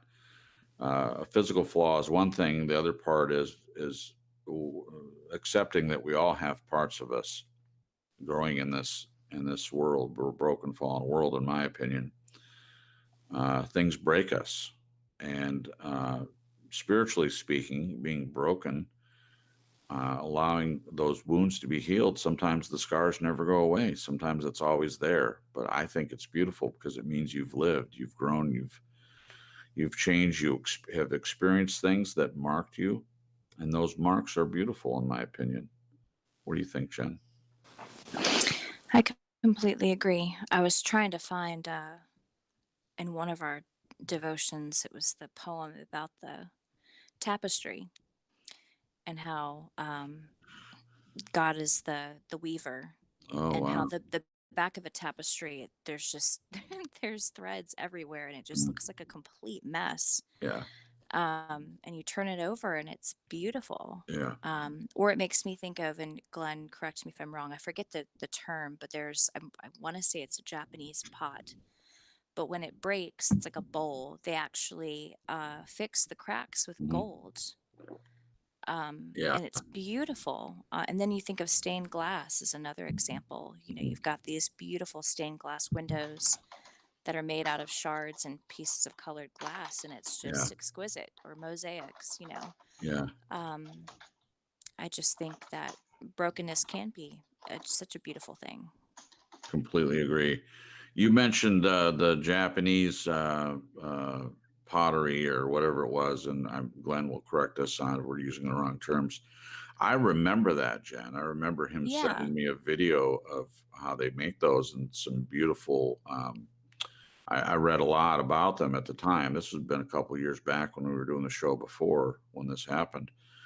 But what a beautiful analogy of your life, and the fact that they know that when they put those in the kiln Yeah. with Oh, I found it. let me just finish my sentence. Yeah. The imperfections that they have, and it's embracing that, and it becomes beautiful even with all the cracks. The same thing with porcelain that has all the lines and little minute cracks in it. It makes it beautiful. Go ahead. So it says there's a Japanese art called kintsugi. I think hopefully I'm not butchering that. That involves repairing broken pottery using lacquer dusted with gold, silver, or platinum. The Mm. lacquer draws attention to the repairs instead of hiding them. The art is influenced by ideas in Japanese philosophy such as seeing beauty in imperfection and the acceptance of change. Wow, that's beautiful. Thank you for sharing that, Yeah. Jen. Yeah. So, in terms of being a person in this world of embracing the broken parts, your imperfections, and having that be part of who you are, it's a great thing. And Stephanie said in the chat, flaws and scars only make you who you are. Yeah. Completely agree, Stephanie. Great point. Glenn, your comment on this one. Beautifully broken and a bit of a mess, or the beautifully broken part. Yeah, it's very strange. Well, other people, Westerners might call it strange, but if you want to buy Japanese pottery, it's more expensive to buy the ones that are imperfect than so-called Wow. perfect. That's awesome. I know, but when you look at the way they are as a people, it's almost paradoxical because it's not the same. You wonder Right. where this comes from, but it's deep seated, like Yeah. from generational, hundreds and hundreds of years. Yeah. And when you go back and you look through the history, it's originated way back, and it's still practiced. If you think of, like, if you're a Japanese potter, your apprenticeship is 11 years, not 2 years, 11 years. Wow. Nice. You you get some idea of this is just, you just don't come in off the street and start throwing pots. So Yeah. there you go. Thanks. Beautiful. 11 that. years, boy. Yeah. Thanks, Glenn. Next one, I'm loving, I'm deep, and I'm passionate. Those are all three very good things. The first one being loving, that's the goal. Loving yourself first, loving others. It's extremely important, and even biblically speaking, it says that as far as believers are concerned, you should be able to recognize them by their love. You'll know they're believers by their love, and we're supposed to love one another. We're supposed to treat each other with by showing love. So that's extremely important. Being deep is also important. Being a deep thinker, not being shallow. Yeah. Not just being just relating on the surface, but I don't know how people do it. I mean, I like having deeper conversations, and I don't just like talking about the weather and sports and things like that. I would rather sit down and talk about this stuff, these things that we talk about on the broadcast. There's a reason why we do it. It's something I look forward to. I wouldn't look forward to a show talking about sports or talking about other things that are just surfacey things. And the last one, being passionate, is extremely important. What good is it to go through life just like a bump on the log, just not seeming to care about things that matter? I just don't see any purpose behind that. What do you think, Jen? I completely agree. Being a bump on a log or talking about surfacey things. Right. Being passionate about things is, gosh, what life should be filled with. Yeah. Completely agree. I'm glad that you're a deep and passionate person. You're also very loving, so that's good. Yay. Thank you. You lucky guy. I am very lucky. I am very lucky. And So am I. the thing is, I'm aware of how lucky I am. Don't worry. Same here. What about you, Glenn? Loving, deep, and passionate. Hope so. Age is no barrier. Yeah. What was that? Age is no barrier. Yeah. Nice. Yep. Short and sweet. Okay. Next one, I have flaws and imperfections, but who doesn't? I don't know anyone that doesn't have flaws and imperfections. As I was talking about the models earlier, they all have a flaw. These people are airbrushed in magazines. The industry, the model industry. Janet even made a comment. Let's see if I can find it. Janet says in the 60s was terrible pressure for women to be like Twiggy. The dance companies, Hollywood models all had to be bony to be accepted. Yeah, a lot of people aren't going to know who Twiggy was, but she was just a little thin waif of a girl. To me, not at all attractive. Just a woman that has a boy's body, no curves or anything. I mean, if that's the way you were born, I'm not saying there's anything wrong with that, but it's the idea that that's what women should look like. That's wrong, because a lot of women, they can't reach that standard, and I don't know why they would want to. Just being skin and bone and emaciated and all that, like you came out of a concentration camp. It's just not. It's not an attractive thing to me, but that's what they present. So how many teenage girls grow up looking at magazines and seeing these really, really bone thin women, and that's the standard? Yeah. It's a horrible thing. Obviously, that's a topic for another night, but just touching on it briefly, that idea is something that I think is incredibly destructive. Most women aren't that way. They're not. They're not like Twiggy. Mm-mm. So I lost my train of thought.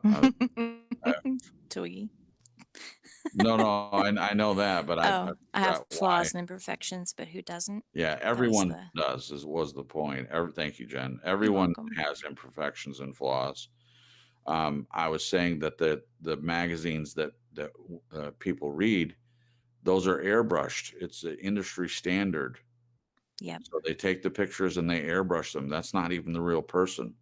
If you saw the real person on the street, you would see them not as thin, you know, that they're without makeup and stuff. I mean, they're very heavily made up, mostly. So you're seeing an illusion. Yeah. An illusion is being presented of a woman that doesn't look like that, and it's not as thin and have bush Which hair. seems even worse, right? Yeah. It's like unattainable. You can't in real life get to a point where you can walk around looking photoshopped. It's just not possible. No, it's not possible. And frankly, again, I'm blessed that when Jen wakes up in the morning, she's just as beautiful as when she goes to bed. It's all the same to me. You're sweet. I'm honest. I'm honest. What about you, Jen? I have flaws and imperfections, but who doesn't? Who doesn't? Gosh, I think in this day and age, especially, it wasn't as bad when we were younger. But with social media, Celine had said further up in the comments about Facebook's not real life. This makes me think of that, where, you know, on Facebook and social media, people put their best foot forward, or they use filters or Photoshop or whatever. But even in their comments and posts of Valentine's Day or marriages or their jobs, it's so easy to look at other people and think that other people are perfect, and then to think, well, if they can do it, so can I. And so then you're striving for this unattainable thing still, because they're not perfect either. They're just not. They may look that way, and they may profess that they are. You know, there are people out there that, you know, shout from the mountaintops that they're perfect. Yeah. And that's what they strive for, but it's just not. Yeah. We all have flaws and imperfections, and that's okay. It really is okay. Yep. Lon just said, best quote ever, Cindy Crawford, if anybody remembers who that is. She was a big model and did commercials and things like that. On magazine posts, even Cindy Crawford isn't Cindy Crawford. And she's the one that said it. It's all airbrushed, and that's true. So that's a good example. Thanks for adding that, Lon. Yeah. What about you, Glenn? I have flaws and imperfections, but who doesn't? Short and sweet. Yeah. So what? Care factor? Care factor. What? How much do I care? Glenn's saying. Look, that's life. That's it. Yeah. End of story. Get over it. Yeah. Lon says most of this realm is an illusion. Let God be true, every man a liar. Amen. Yeah. Yeah. I think if people knew how much of this world was an illusion, they would just make your head spin. So much is illusion, and it's illusion intentionally. It's an intentional illusion to keep the public calm and relatively happy while other people dictate to tell you how to live, what to buy, you know, how to be, all that, and full of deception and lies. That's just my opinion. So all you can do is be true to yourself. That's the only thing you have control over, is what's true for you in your life. But biblically speaking, that's the only truth that I'm aware of for me. I can't trust anything else. All right, next one. I need to run if I feel anxious, uncomfortable, pressured, controlled, ignored, or belittled. Well, I would say on the last couple, controlled, ignored, and belittled. Yeah, run. Run. Run like the wind. Yeah, run like the wind. Yeah, if you're having someone that's trying to control you, they're ignoring you or belittling you, then yeah, that's not the right person Nope. to be in a relationship with. Um, I don't have anyone that I choose to be in my life that is any of those things. Yeah. I feel And like why is that? I don't want to be controlled, ignored, or belittled, and I care about myself too much to put myself in situations. But the main reason is because I've experienced it in my life, in my family, um, of being controlled and everything, every aspect of my life being controlled, and I fought against it tooth and nail my whole life. I didn't want to be controlled. I thought of this the other day. I remember, and a lot of the control had to do with food, but it was also what TV I watched, how often I watched it, and I know some of that can be. You don't just let a kid just watch unlimited TV. I get that. I'm not espousing like now it's FaceTime with devices. That's the the TV of the now. Back when they didn't have they didn't have tablets and internet and all that. So for me, it was TV being controlled. And I get it, but it's just too much. It was too much control for me. Yeah. But I remember this with food. You know, I've talked about how we weren't allowed to eat sugar cereal and sugar drinks, and I used to look so forward to go and spend the night at a friend's house because then I could eat like a normal kid. But I remember going to restaurants and being younger and eating off the kids menu, and that's fine. You know, the kid eats off the kids menu. There's smaller portions and it's cheaper and all that. But I remember, I think the age is 12 to order off the kids menu. It may be 13, I don't know, but I think it's 12. I remember turning 13 and being so excited about it because I didn't have to eat off the kids menu because I had always wanted to, have regular portions. And I remember my parents saying, "No, you order off the kids menu," and they're lying. They're lying and doing that by not saying that I'm 13 and saying I'm 12 to make me order off the kids menu. Oh my goodness. So no wonder when I got older, I overate and did all that because of all the control. So anyway, yeah. So I experienced plenty of that, being controlled, being belittled, being ignored, being pressured. Those four things, major part of my life, and they're not healthy. If someone's doing that, if someone has to control you, ignore you, or belittle you in a relationship. Um, yeah, run, like Jen said, run like the wind. The other part, being anxious and uncomfortable. We've talked about anxiety on this broadcast before. Anxiety is, unfortunately, it's a part of life. It's just Yeah. whether a person allows the anxiety to overtake you and paralyze you or not. Being uncomfortable, obviously, lots of situations that we face every day can make you uncomfortable. Again, in terms of relationships, if the person you're with is making you uncomfortable, That's not a good sign. that's not a good. That's a serious red flag.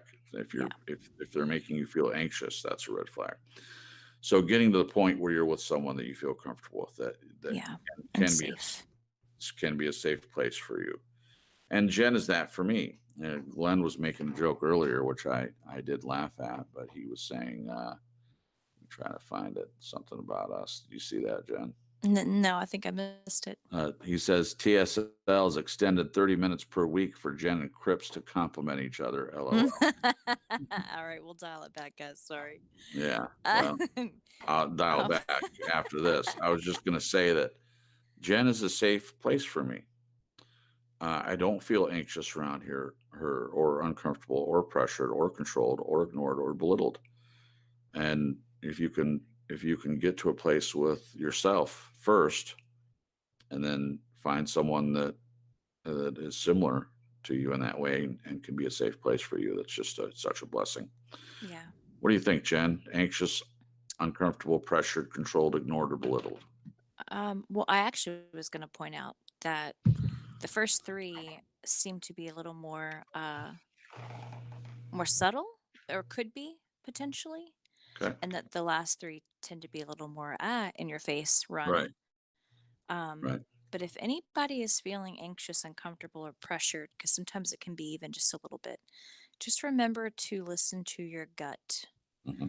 I think there are times where when people go through things like abuse, they're systematically programmed and taught to not trust themselves. And so when you get anxious, you tend to shove it down like you're overreacting or it's nothing. Right. Or if you're uncomfortable, and I did this all the time as a kid, as a teen, Right. I just did not trust myself. And that's another reason to have autonomy and to learn who you are. Sure. Because learning to trust your gut and yourself, God gave you that for a reason. Sure. And sometimes our bodies, especially when we've been programmed and abused, our bodies are giving us those red flags to try to get our attention. Hey, Yeah. something's not right. Like Right. something is really not right. And usually, if you're ignoring the anxiousness, the uncomfortableness, or the pressure, usually it leads into bigger stuff like being controlled, ignored, and belittled. Wow. So just Yeah. make sure to get to know yourself, and even we were talking about this before the show. Get around healthy people so that you understand what healthy looks like, so that you can better see and know and notice what the opposite of healthy is, and if you're experiencing it with friends or family or relationship, um, because it's really, really hard. I grew up just completely thinking that everybody was kind and everybody had good motives, and Wow. because I did. And so I just was naive and I assumed, well, if I do, well, then everybody else does. Well, sure. That makes sense. So, and then when people did bad things to me or hurt me, I was always giving them a free pass. I Yeah. was always, well, they just had a bad day, or, such and such happened, or this happened, or that happened. And so I was always forgiving. Not that forgiving is a bad thing, Right. but what I was doing was allowing them to remain in my life. Right. And unfortunately, when you do that with people that are hurting you, and sometimes on purpose, um, it just lets them realize that you're a doormat. Yeah. They can walk all over you. And the more you take, the more they're like, all right, I can dish more out. Yeah.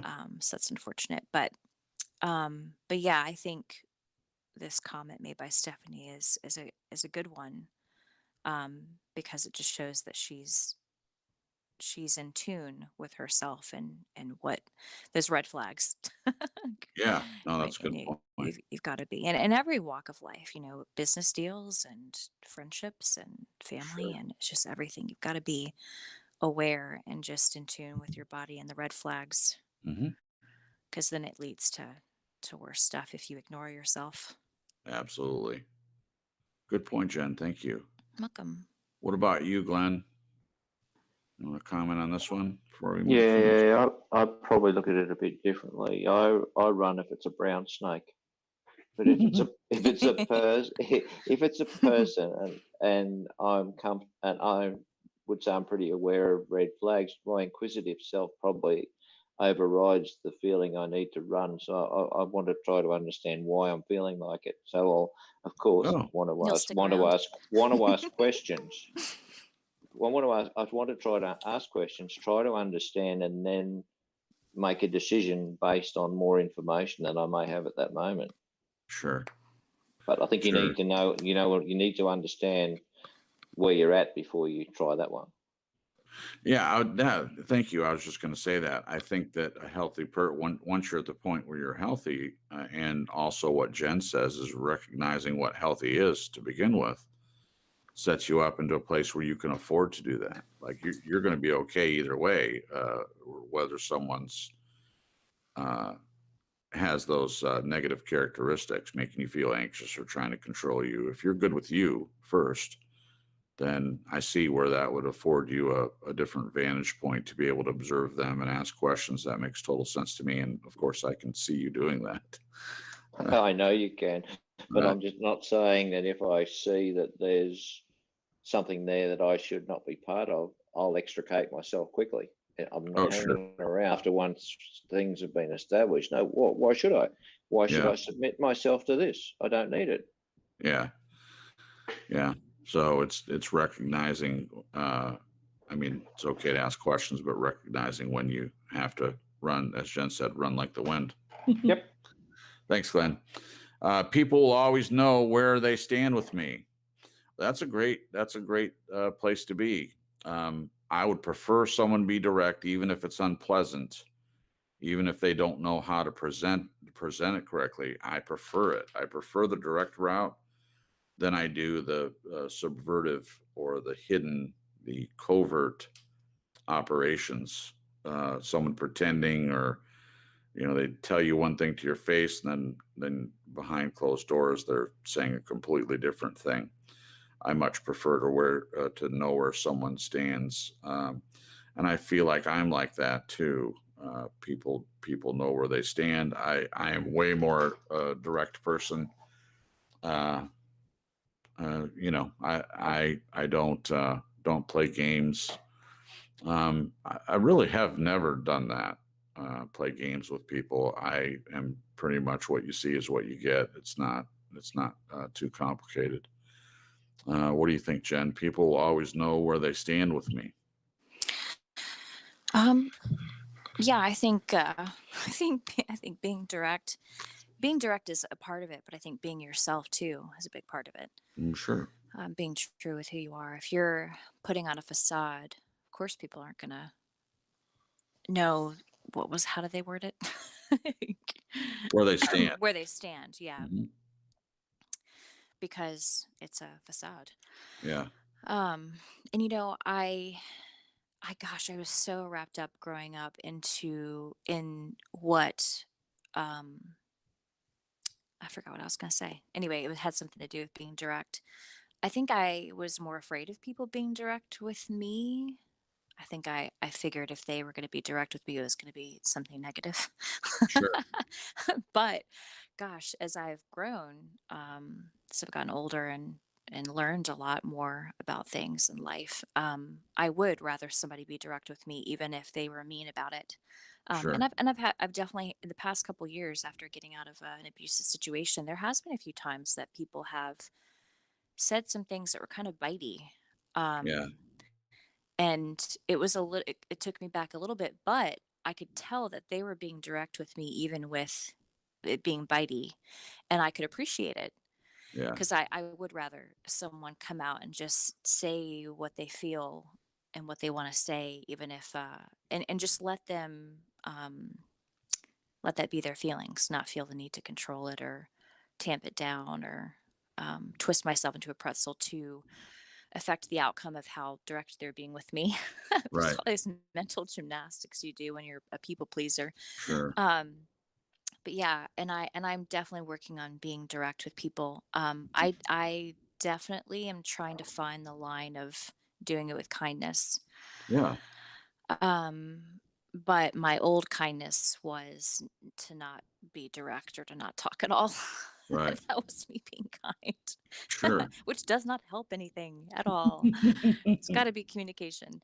So yeah, I like what Stephanie said here about being direct. I'm trying to, where was it again? People will always know where they stand with me. I think that's an awesome gift to give the people around you. I really, really do. Yeah. And I can understand that there are some people that might be bitey when it comes to that, and it might push people away. But I would rather somebody be bitey or I'm saying bitey. I lack of a I better like it. term, than someone who's fake. You know, gosh, I would so much rather somebody to be outspoken. That's another good Yeah. word for it than to be fake, and then Yeah. talk about me behind my back or tell other people what they wish they would have said, Sure. behind my back. So yeah, I like buddy. Another word bitey. for it is abrasive Yeah, that's a great word for it, abrasive. yeah. And you know what? I used to get really wrapped up in my reaction to people's abrasiveness. And not that I don't think it was from a selfish point of view, but for me, it was reflecting who I was. It was Yeah. defining me. Oh my gosh, I'm a horrible person because this person was abrasive with me. Instead of putting that aside and saying, okay, where is this person coming from, and empathizing with them, or even hearing what they were saying, Yeah. so a lot of learning. Yeah. Absolutely. Um, you can be, I just want to make this point and then we'll get Glenn's impression. You can be direct and not have it be abrasive. Yeah, you could say what you mean and not say it mean. Is that the Right. quote? Yeah. Say what you mean and mean what you say, but don't say it mean. Don't. Yeah. I mean, being direct doesn't have to be abrasive. You can be Yeah. direct and you can allow people to see you to know where they stand with you, but to do it in a way that's kind. So I certainly saying, be direct. That's a good thing to be direct, but do it in a kind manner. I mean, there's no point in being abrasive and hurting someone's feelings and things like that. Some people don't understand that, Jen, and I'm clear with you on that. And I know Yeah. that some people will say, "Well, I just tell it like it is." Well, yeah, you're a jerk. I mean, the way that you tell it like it is, I'm glad you're doing that. And like I said, I prefer that to the alternative of, Yeah. I think, Jen, your examples of a person being fake or plastic, or they're with you, they're a certain way when they're with you, and then then you find out that they're talking about you behind your back, and what they say about you doesn't match up with the way they treat you. It doesn't Yeah. match up with the way that they speak to you. So yeah, be direct, but don't be mean. There's no point in being mean. Yeah. It can be done. It really can. It can. Yeah. So practice. Practice on being direct, letting people know where you stand, but Saying do it. what you mean, but not saying it mean. That's right. That's right. What about you, Glenn? Do people know where they stand with you? I think He's- so. He But asked, I I agree. already know the answer. Yeah, I agree with you, Cripps. I think people are much more inclined to listen to you when you tell the truth and don't Yeah. do so with it being an arrogant so-and-so. Right. Yeah. Right. That's, after all, that's what you really want to happen, isn't it? You want someone Yeah. to hear what you're saying. Well, you big head yourself, they switch off before you even get started. Mhm. Yeah. So there's definitely, I agree with you 100%. Thanks. Yeah. Yeah.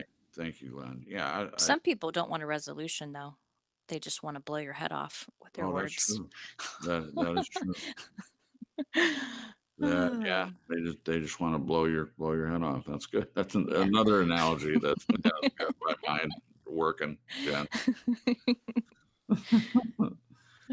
Next one, I wouldn't change anything because I learned a lot from it. This is the one I've been waiting for. When I was reading it, I just really like that one, Stephanie. That's a good one. I wouldn't change anything because I learned a lot from it all. Yes. I kind of mentioned this earlier, but I'll touch on it again briefly. I have learned from my mistakes, even the things that I did that really messed my life up, the times I sabotaged myself, and there's more than one instance when I did that. I went through a period of time when I was going through counseling and making better choices, and I had a lot of benefit by just simply changing the friends I hung out with, being away from my family, things like that. Mhm. Removing myself from toxic situations, but some of the damage of that I was doing to myself after the fact. I didn't need my family to say horrible things or friends to say horrible things to me. I was doing a lot of it to myself. And but even those things where I really damaged my life, where I really messed up, I really sabotaged myself and then had to fight my way back. I wouldn't change anything about that, because during those times I learned so much about myself that made me Yeah. stronger. And Jen and I talk about this a lot. Her question is, and I'm going to paraphrase it because I'm probably going to say it wrong, babe. That's okay. But the question is, does God still use our mistakes. When we go outside of his will for us, does he still use that? And my answer to that from experience is yes. He is unchanged by our choices and our mistakes. He has, I believe, this is my opinion, he has a plan for our lives. And when we go off track, he patiently waits for us to get back on track, and he helps us through it. And then he doesn't say, okay, we're going to do a do-over. You have to go back to the point before you made the mistake and then start over. Yeah, No, start there. You can't start over. So the mistakes you made are done in real time. You Yeah. know, this is not a TV show. This is real time. So he Cut. yeah. But or like a video game, when you die and you just respawn. They call it respawning. You can't do that. So you live with the mistakes that you make. And for me, those mistakes are what formed me, what made me into the person I am. And I think it's true. Jen and I do devotions, and we run across this idea a lot of times that God works most during storms in people's lives. I find that to be incredibly true. When things are going well, I'm not saying you don't learn anything, but I tend, in retrospect, looking back, I tend to think that you learn more through storms in your life. Your character is built more during struggle than it is during when everything's going well. What do you think, Jen? Completely agree. Absolutely agree. Usually the bad times I'm learning like so much because I like digging into it and being like, all right, God, what are you teaching me here? And what am I supposed to learn? And how am I supposed to grow through this? What kind of test is this? And so on Right. and so forth. And then the good times, I'm usually reflecting on the bad times. Interesting. And not in a like a woe is me or, a negative place. It's actually a very positive place. Right. Like, how awesome God is and what I've learned and reflecting on it to make Yeah. sure, like solidifying the lesson learned so Yeah. I don't forget. Yeah. Well, But it's like a place of awe, it really is. And not in me and God, and just like, wow, in life, life is just so amazing. it is. It's crazy, but amazing. Well, that's a good point, Jen. So to use an example, it's like if you were on a ship and you go through this huge storm and it's knocking the mast down and things go overboard and you're wet, the wind's blowing and then the waves are coming up over the boat and you're going up and down, you're getting seasick, whatever the case may be. It's a huge storm. And so while you're in it, I'm sure you're going to learn a lot about yourself, what you're capable of going through and all that. And the analogy, I think, is a good one. But when you get out of the storm and the sea's calm and the rain stops and, it's smooth sailing, it makes sense to think about the storm, to think about, oh my gosh, we could have died, but I didn't. So I learned a lot from that. And I'm a way more seasoned sailor than I was before. Well, that's life. I mean, that's life. And we learn a lot from the storms, and it makes total sense to think about it after the fact when things are better. I think that's a good analogy. Yeah. Appreciate that. All right, Glenn, what about you? Wouldn't change. Sorry. Yeah. Keep going. Wouldn't change anything because I learned a lot from it all. Yeah, I mentioned in chat, I think it's automatic change as you go through that process of learning. But I was just going to say that as part of that, I think as you mindset yourself to be more open, you become much more aware of every person around you and the way that they act, the way they behave, what they say. You listen better. And I think that in itself promotes a lot of thought and it prompts change. So it's not about you looking up from so many people. Like you look in the chat here and there's so much in there that we can all take. Now that can promote change almost instantly. And so we're learning. It's an evolution. I know you don't like that word evolution, but it is an evolutionary process. The word evolution is a fine word. There's nothing wrong with the Oh, word evolution. You do set it him up. intentionally. Set him up. I Here know he you do. comes. You set them up, and you know exactly how to react. Oh yeah, Yeah. you're so predictable. That's okay. I'm You okay get what with I you mean. thinking that. I do indeed. I got to have some fun, Crips. You do Yeah. indeed. What's the point of doing it if you're not having some fun? Exactly. True. Yeah. Yeah, the word evolution, in terms of our lives, yeah, I hope I'm evolving as a person in my relationships. I'm evolving. It's in terms of it being evolution as far as the way that we were created. Yeah, that's what I have an issue with. But that's just my personal beliefs. People can believe what they want, and Mhm. doesn't threaten me at all. You can believe evolution. You crawled out of the muck, and by some random accident, a collision of molecules, and started out as a one-celled amoeba, and then we were a fish, and then we were a lizard, and then we all of a sudden were a monkey. And All right, babe. See, Crips, you already know all this. You just don't admit it. no, I absolutely do not. That's okay. Jen's getting on me though. Okay, babe. Okay, good. Go. Bye. Wind him up.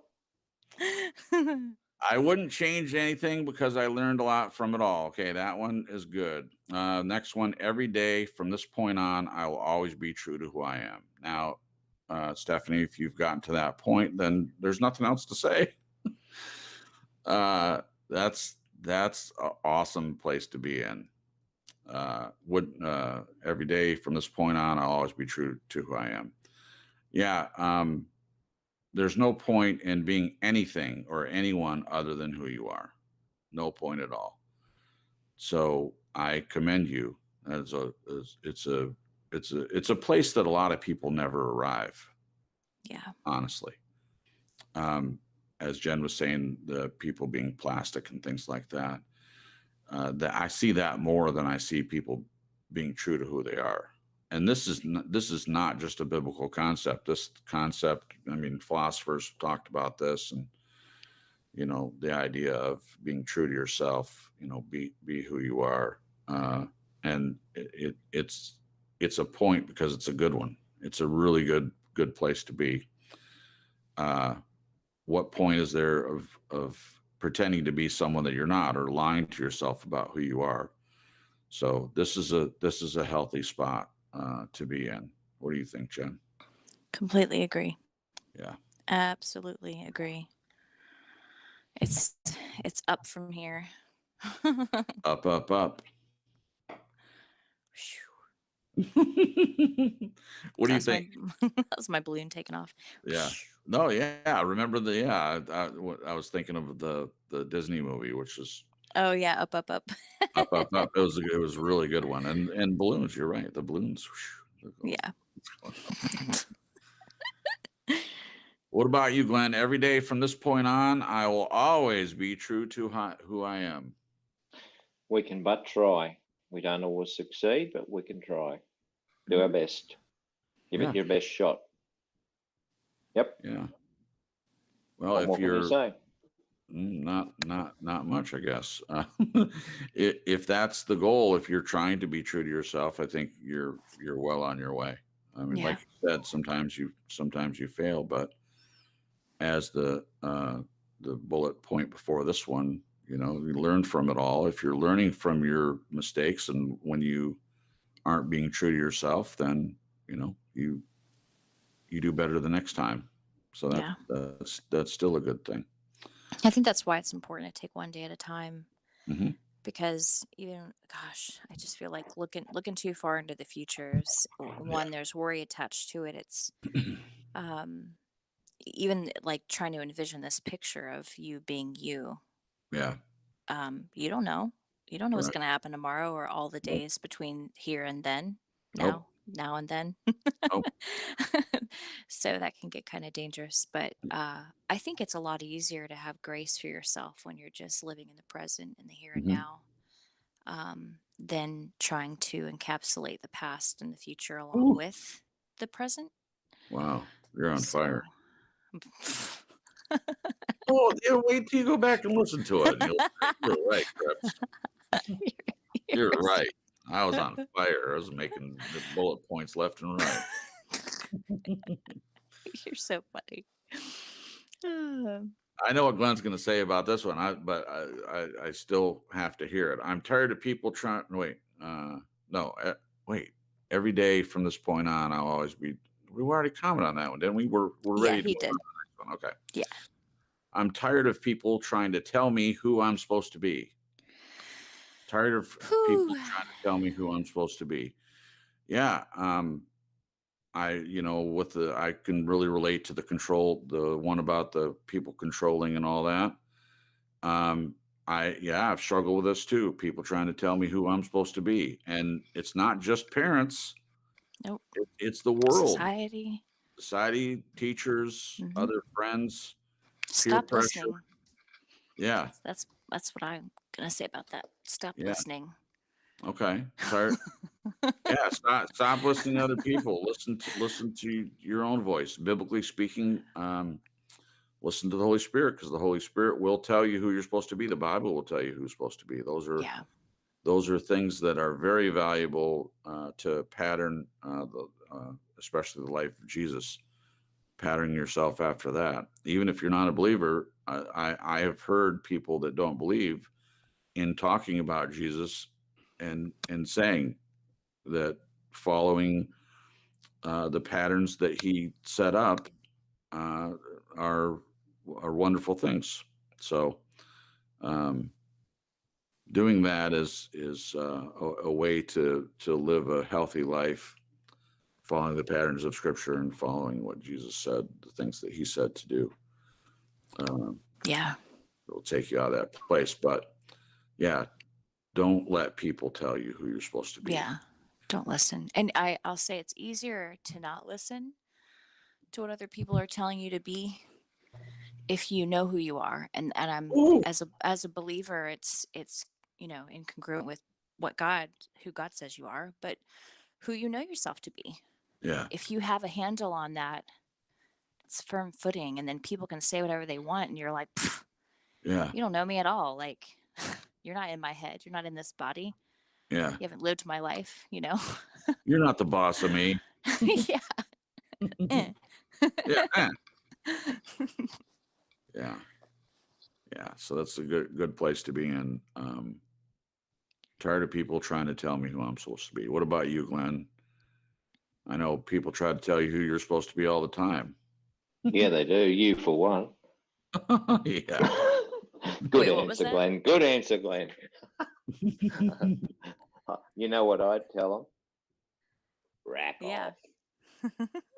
Rack No, off. but my answers are getting just repetitious. I mean, just who cares? Get lost. Yeah. Yeah. Get Tell me lost. something constructive and I'll listen. But Sure. don't come at that one. Sure. I got you. Thank you. All right. All right. We covered that one. Next one. I'm not going to be labeled by anyone. I'm simply me. Yep. Yeah. I hate labels, and especially someone else's label of me. And I've dealt with that a long time. I mentioned black sheep. No one said, Jason, you're a black sheep. They don't use that terminology, but people labeling me as different things.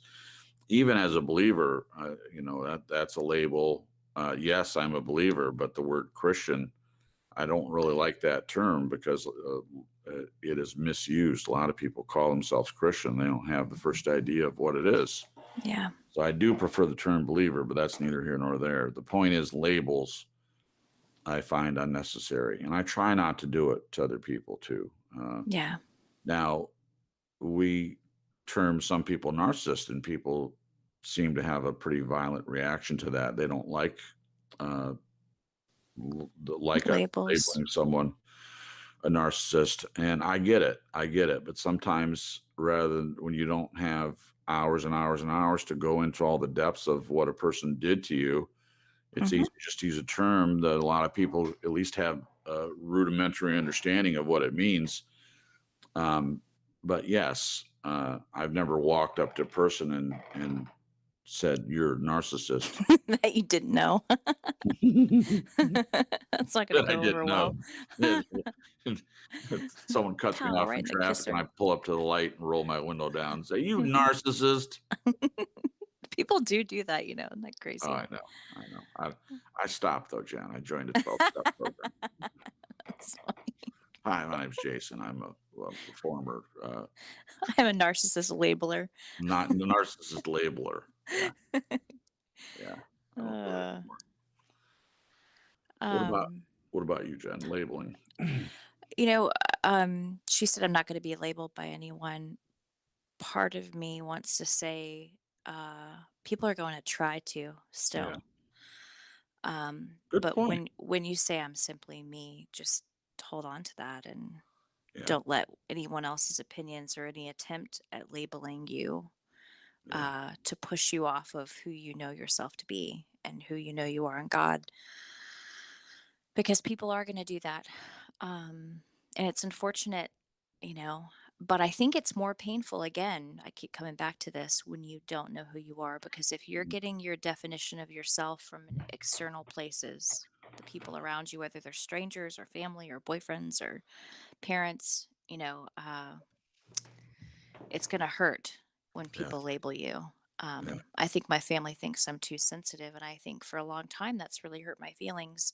What it actually did was it made me stuff my feelings down even further, because I felt like, oh my gosh, I'm just this emotional person. Um, but now I embrace it, and I've seen overly emotional people, and I am far from it. So mhm. I'm like, what you talking about, Willis? That's right. You guys are crazy. I think my family unfortunately struggles with not being emotional enough. So there, no, I'm labeling right You're back at them. labeling me. I'm labeling you back. um, Here's your but label. I love my emotions. I love being a sensitive person. And from my perspective, I'm not going to say perfect, but Yeah, I feel like for me, I'm a good level of emotional. I I think agree. I get emotional at the right times, and not on at all these inopportune times, Yeah, like some people. But yeah, and it doesn't bother me anymore. They can think I'm too sensitive, and I'm like, you know what? That's your opinion. I yep, don't agree, but it's your opinion. That's yep, okay. You're allowed to have that. yeah, So yeah. So here's an idea. Someone can label you, can't control, as you were saying, Jen. People are going to label you. Yeah. So someone can label you, but okay, I thought of those little handheld things that you could make, the label the makers. label makers, yes. Yeah. So Or someone the make, hello, my name is stickers. I keep thinking of those. okay, but let me use the example I'm using. Go ahead. The label maker. So someone can make a label and name you something and put it on you, and you don't have to accept it. You can take it Mm-mm. back off. They, Yep. they stick that sucker on you and it says whatever it is that they're trying to say, and you say, "Oh, thanks." Nope, Nope, not not accepting accept. that. Nope, That's not going to stick. that's not going to stick. So yeah, you don't have to accept. If someone's trying to label you, you just do not have to accept it. There's no Yeah. way. There's Yeah. no way in which you would have to do that. You know what? That just made me get this picture in my head of myself walking around life and people putting labels on me, and me just meandering around wearing all of these labels, Yeah, having no clue that I could actually like take them off. right. Uh, and I was just like, look, this is me. All Yeah. of these labels people put on me. Well, babe, there's an example of that. You drew a picture once of your ex, Yes. and you're wearing a coat, and you drew all these names stuck to the coat. Yep. And I remember I told you, well, you're in the position of now you're taking the coat off. You put a Yep. different coat on, and you put your own labels on there and Yep. positive things of who you are. And we all can do that.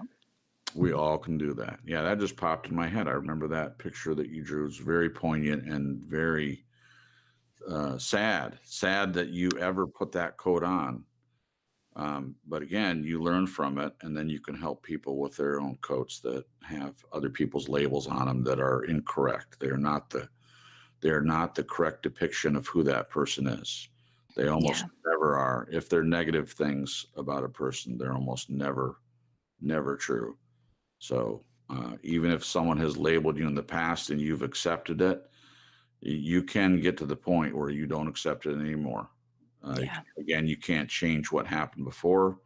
You can't go back and change that you accepted other people's labels for you anymore. But just as Stephanie's saying, you don't have to continue to do that. You can get to the point where you're not gonna be labeled by anyone anymore. Yeah. Simply me. What about you, Glenn? What about the labeling? Did I ask you already? No, you didn't, but I'll have a go.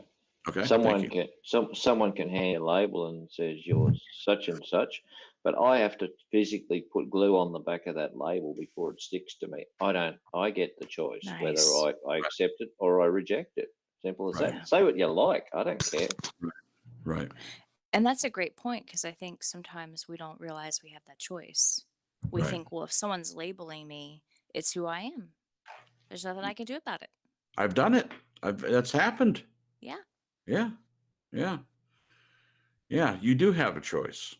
But it's especially difficult if it's your family. I'm just going to say that. If it's your Yeah. family that's labeling you, more than friends, more than institutions, more than teachers and things like that. If it's your family, a lot of times it's hard to break out of that and realize that, they're not the ones that get to label you. Yeah. But you do have a choice. Okay, a couple more points and then we'll be done.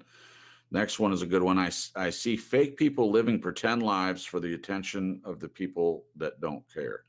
Wow. See fake people living pretend lives for the attention of people that don't care. Isn't that true about society in general? Yeah. There's the term keeping up with the Joneses, and that is the epitome of the idea. It's having the right car, the right house, the right clothes, everything looks a certain way. And gosh, in the past, how many times did you hear, what are the neighbors going to say? It's all about, and generally it is living a pretend life. You're trying to attain some lofty goal that society puts out there of who you need to be. And it's not who you even are. It's like moving to a rich neighborhood and trying to attain all these and run your credit cards up to afford a certain type of car that you can't afford the payments on. I mean, how many times does that happen? Happens all the time, everywhere. I mean, I've seen it. Yeah.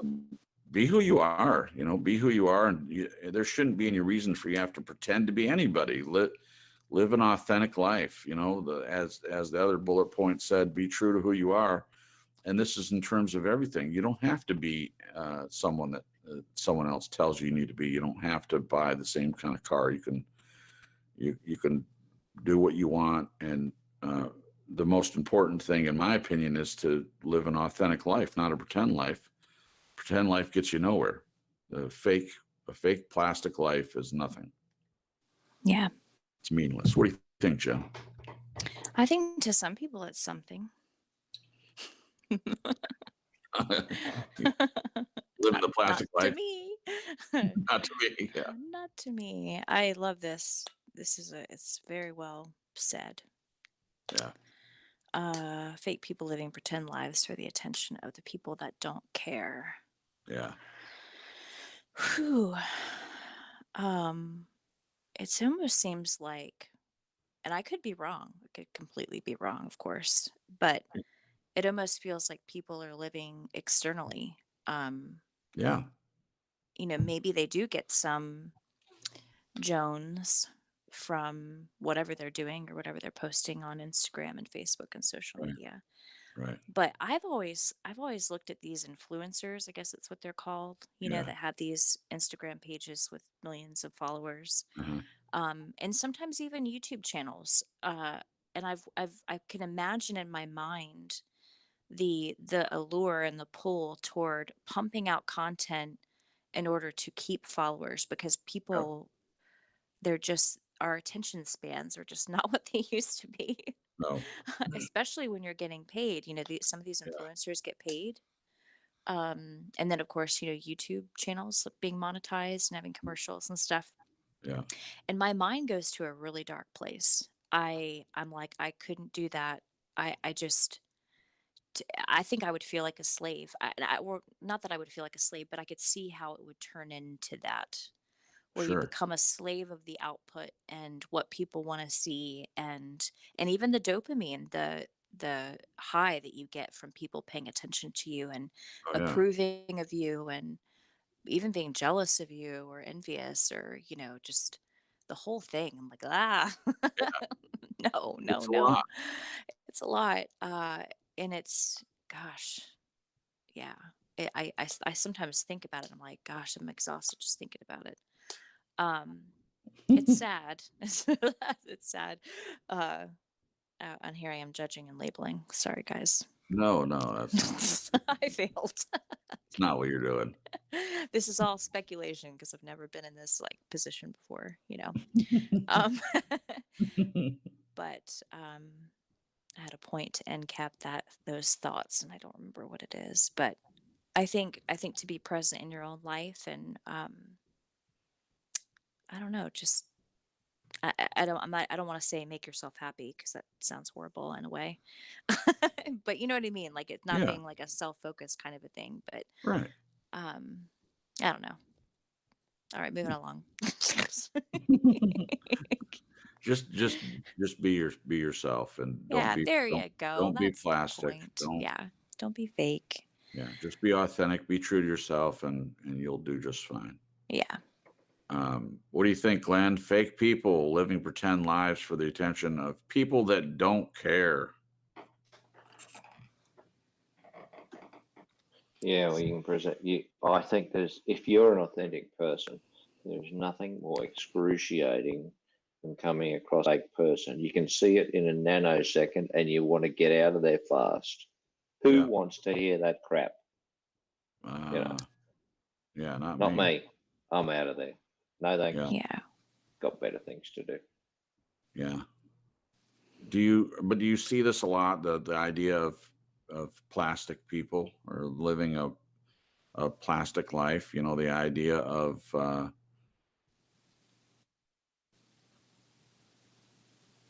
The idea of. Of- Were you Uh-oh, going to did he finish drop that? off again? I think he might have dropped off again. Okay. Our Um, our internet's being weird. I don't see a lot of it, to be honest, because You in don't a see a little lot of what? town like I don't see a lot of fake people. We live in a town of 1,200 people, and a lot of times survival is really survival in inverted commas. It Yeah. is what's the word? Not dependent, but I mean it's relevant to people behaving in a not fake way and being part of community. Yeah. So if you go to the city, that's a totally different story. There, Yeah. you see it much more self-focused. And as far as Instagram and that, as you said, influencers, that they're making a fortune in money Yeah. from people. But as like I said in chat, if you're fake, you're going to be attracted to fake. You're authentic, you'll be attracted to authentic. It's pretty Yep. straightforward. If you want to Yep. live like that, go for it.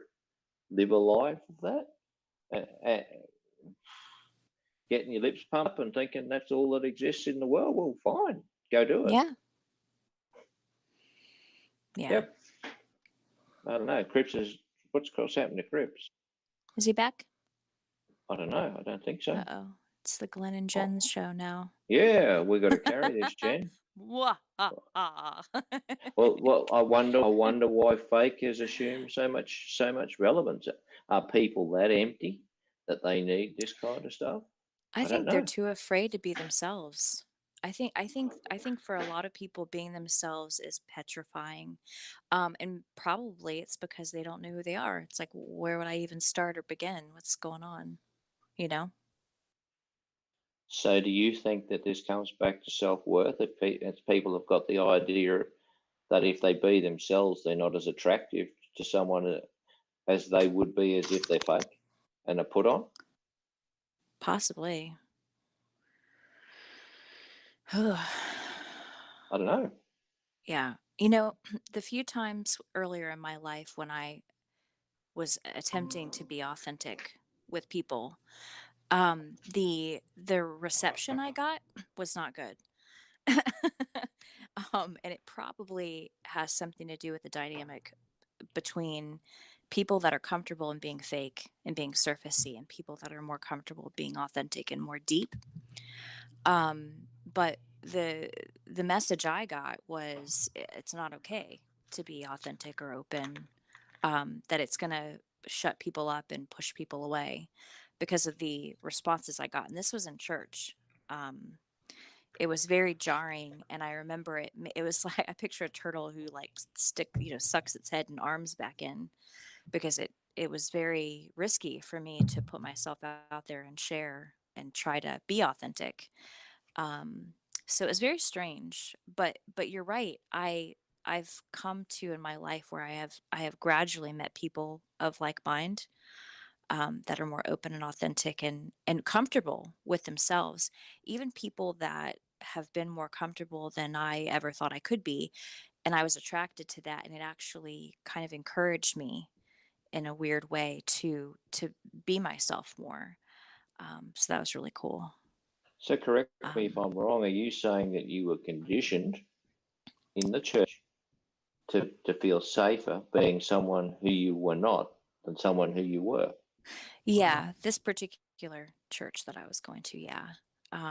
It was very surfacey, and it did remind me of the world, unfortunately, where there's not individuality between church members and people and families, and it was like everyone emulating the pastor and the leaders. It was like a trickle down effect, where it was how people prayed and how they worshiped and how they dressed, and I mean on and on and on. It was not good. Wow. So yeah, it definitely, what was the word you used, Glenn? You didn't say programmed, you conditioned was the word you used. Conditioned, yeah. Yeah, it's very much a kind of like taught by what you saw the people around you doing. And I've been to other churches that aren't like that, but this particular church, unfortunately, was like that. And I didn't stay long. Yeah. Crips, you need to change your icon. Oh, thank you. He's back. I'm back. Sorry about that, guys. The internet guy is coming by in the morning, so hopefully that'll fix that problem. It's been happening worse today, but it's been happening over the past couple of weeks. Apparently, since they changed it, quote unquote, over to 5G, that's when the problem started. I was fine before that, so I'm not real thrilled with it thus far. At least when Yeah. we're trying to do this. Okay, let's. I'm sure you guys did great without me, and we'll finish up a couple more that we don't have, or that we have. I have to listen to what others say about themselves in past relationships. I have to listen to what others say about themselves in past relationships. I hear this and I trust it and I believe it all the time. When someone tells you who they are, listen to them. Yeah. Because they do. Even if they don't say it verbally, if you watch their behavior, they're telling you exactly who they are. And Yeah. more from behavior than what they actually say. But Yeah, exactly. Actions. yeah, actions do speak louder than words. I know a lot of people don't like that, but I found it to be true. So when people tell you who they are, listen to them. They may be a dishonest person, but they're a person will tell you eventually. Maybe not at the beginning. Maybe they're pretending like they're someone that they're not. But if you keep watching, eventually they will tell you exactly who they are. Yeah. And go ahead.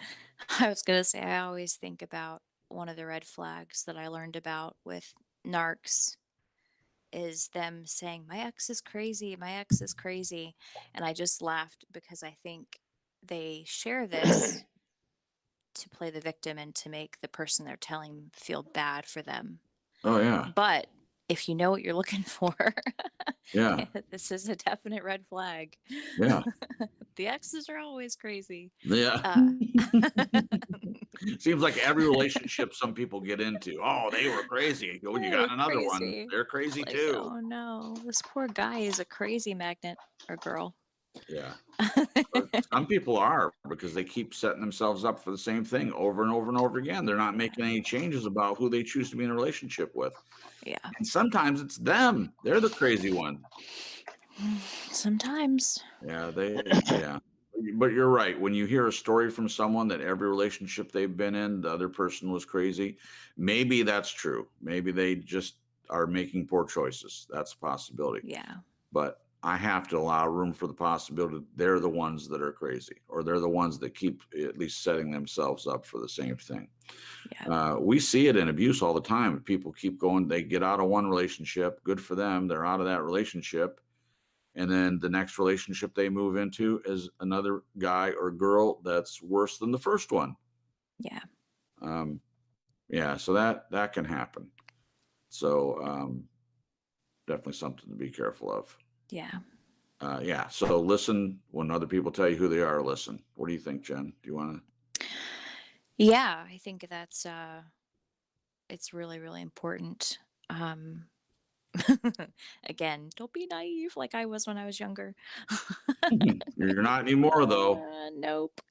No. Oh, listen to what others say about themselves and past relationships. Yeah, that's a big one. Sometimes people can be pretty overt and ballsy, if you will, with them telling you about themselves. Yeah. But some people are more sneaky. Uh-huh. And it's good to be aware. I think for me, when being naive, sometimes you're not reading in between the lines. Uh-huh. But yeah, getting educated on manipulative people and safe people, that's a really good thing to do. Mhm. Yeah, and you've experienced this. Some people come across, and the first time they meet you, they're telling you their whole life story. That Yeah, and not that used to always. hook me. Whew. Yeah, it's not always a red flag, but sometimes it is, because most people don't lay into their whole life story the first time they meet you. So it's just Yeah. something to be careful of. Yeah, I have some friends where that was the first impression and the first meeting, and they're great, healthy people. But then I've also met some people that used that, and it was a tactic. It wasn't just Yeah, them, sharing and meeting me and thinking I might be a safe person, or they were right, having a bad day and she needed to open up to somebody even if they were a stranger, right. because that's happened. But sometimes it's trying to hook you, Yeah, sure. getting you to save them or rescue them in whatever craziness they're in. And Uh-huh. sometimes it's their tactic to, well, I shared all my stuff, so now they're going to feel obligated to share all their stuff. And Prime of the pump. then I'm going to put it in my quiver and I'm going to Yeah, use it to beat them in the freaking heart with later. They yep, they use it against you later down the road. They're sure. collecting evidence, the flaws and all the stuff Hmm. that you've done in your past and whatnot to abuse you with later. So Hmm. that's another reason you've got to be really careful about who you share stuff with. Well, isn't that the There's a truth? term for that. I can't remember the term. It doesn't matter, but yeah, you got to be careful.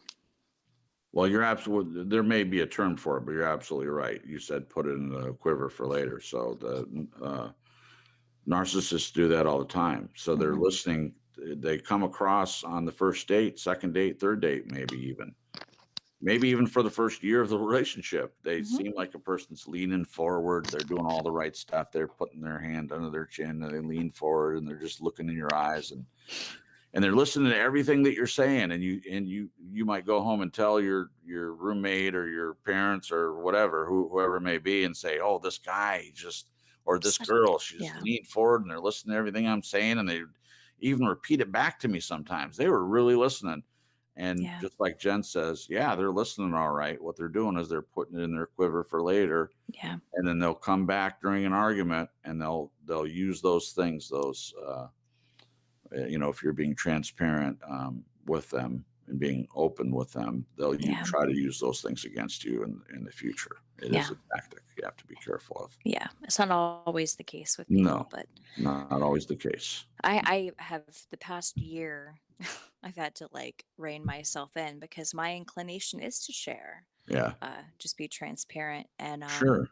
and find common ground with people too. It's how I connect, and I've Yeah, had to really, almost sit on my hands in a way, like rein it in. Don't give out too much information. You don't know this person, you know. Right. So yeah, that's been a little difficult. Yeah. Yeah. You're getting good at it. Yeah, getting better. What about you, Glenn? Listen to people? You listen to people? What others say about themselves? I sure do, but I also listen for what they don't say. Oh, To me, that's more relevant. What are the Right. holes in the story? yeah. Yeah. As to the second part, I don't know. I think when you meet someone and you're on wavelength, you spill your guts because Yeah. you feel safe. So, but some people, you feel hesitant. I think it's just that innate capability, if you want to call it that.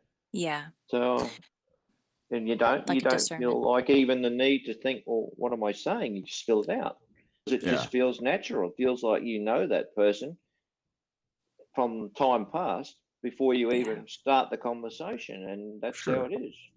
So, Yeah. Yeah. So if you feel comfortable with the person, then, you know, yeah, like we're saying, it's not everybody that you have to be that careful with. But it's better as you get to know yourself better, and then you have the extra time and energy and room to be able to be comfortable enough with someone to bear everything out there, but also to recognize that that you're comfortable, to even know what that feels like, being comfortable with another person. Yeah. Okay. I get to decide each and every day who I am, what I want to be, and how to look at life. Yeah, that's great, and so true. Every day that we wake up, we get that decision. This is a really good setup of questions or Statements. statements to get Yeah. to this point. Get to decide every day who I am. Yeah, no one else can decide. The labeling and you get to decide who you are and who you want to be, what you want to be, and how to look at life. Those are all choices that you have. Yeah. And you don't have to let anyone else decide that for you. For sake of time, I'm keeping my answer short. Jen, what do you think about that one? I completely agree. And I was thinking, for us believers, God does say that we are certain things to Him, Mhm. but even that, even to accept those labels God puts on us, it's a choice to accept it. Like loving son or loving daughter or Mhm. loved son, loved daughter, all kinds of things. But yeah, I completely agree that it's a choice every day. Yeah, And that you can decide not to do this. You can decide to stay in a place where you continue to let other people define you or label you. But sure. hopefully, you're living each day and deciding who you want to be Yep. and what you want life to look like. Good. Thank you, Jen. What about you, Glenn? I think you two covered that excellently well. I've got nothing to add.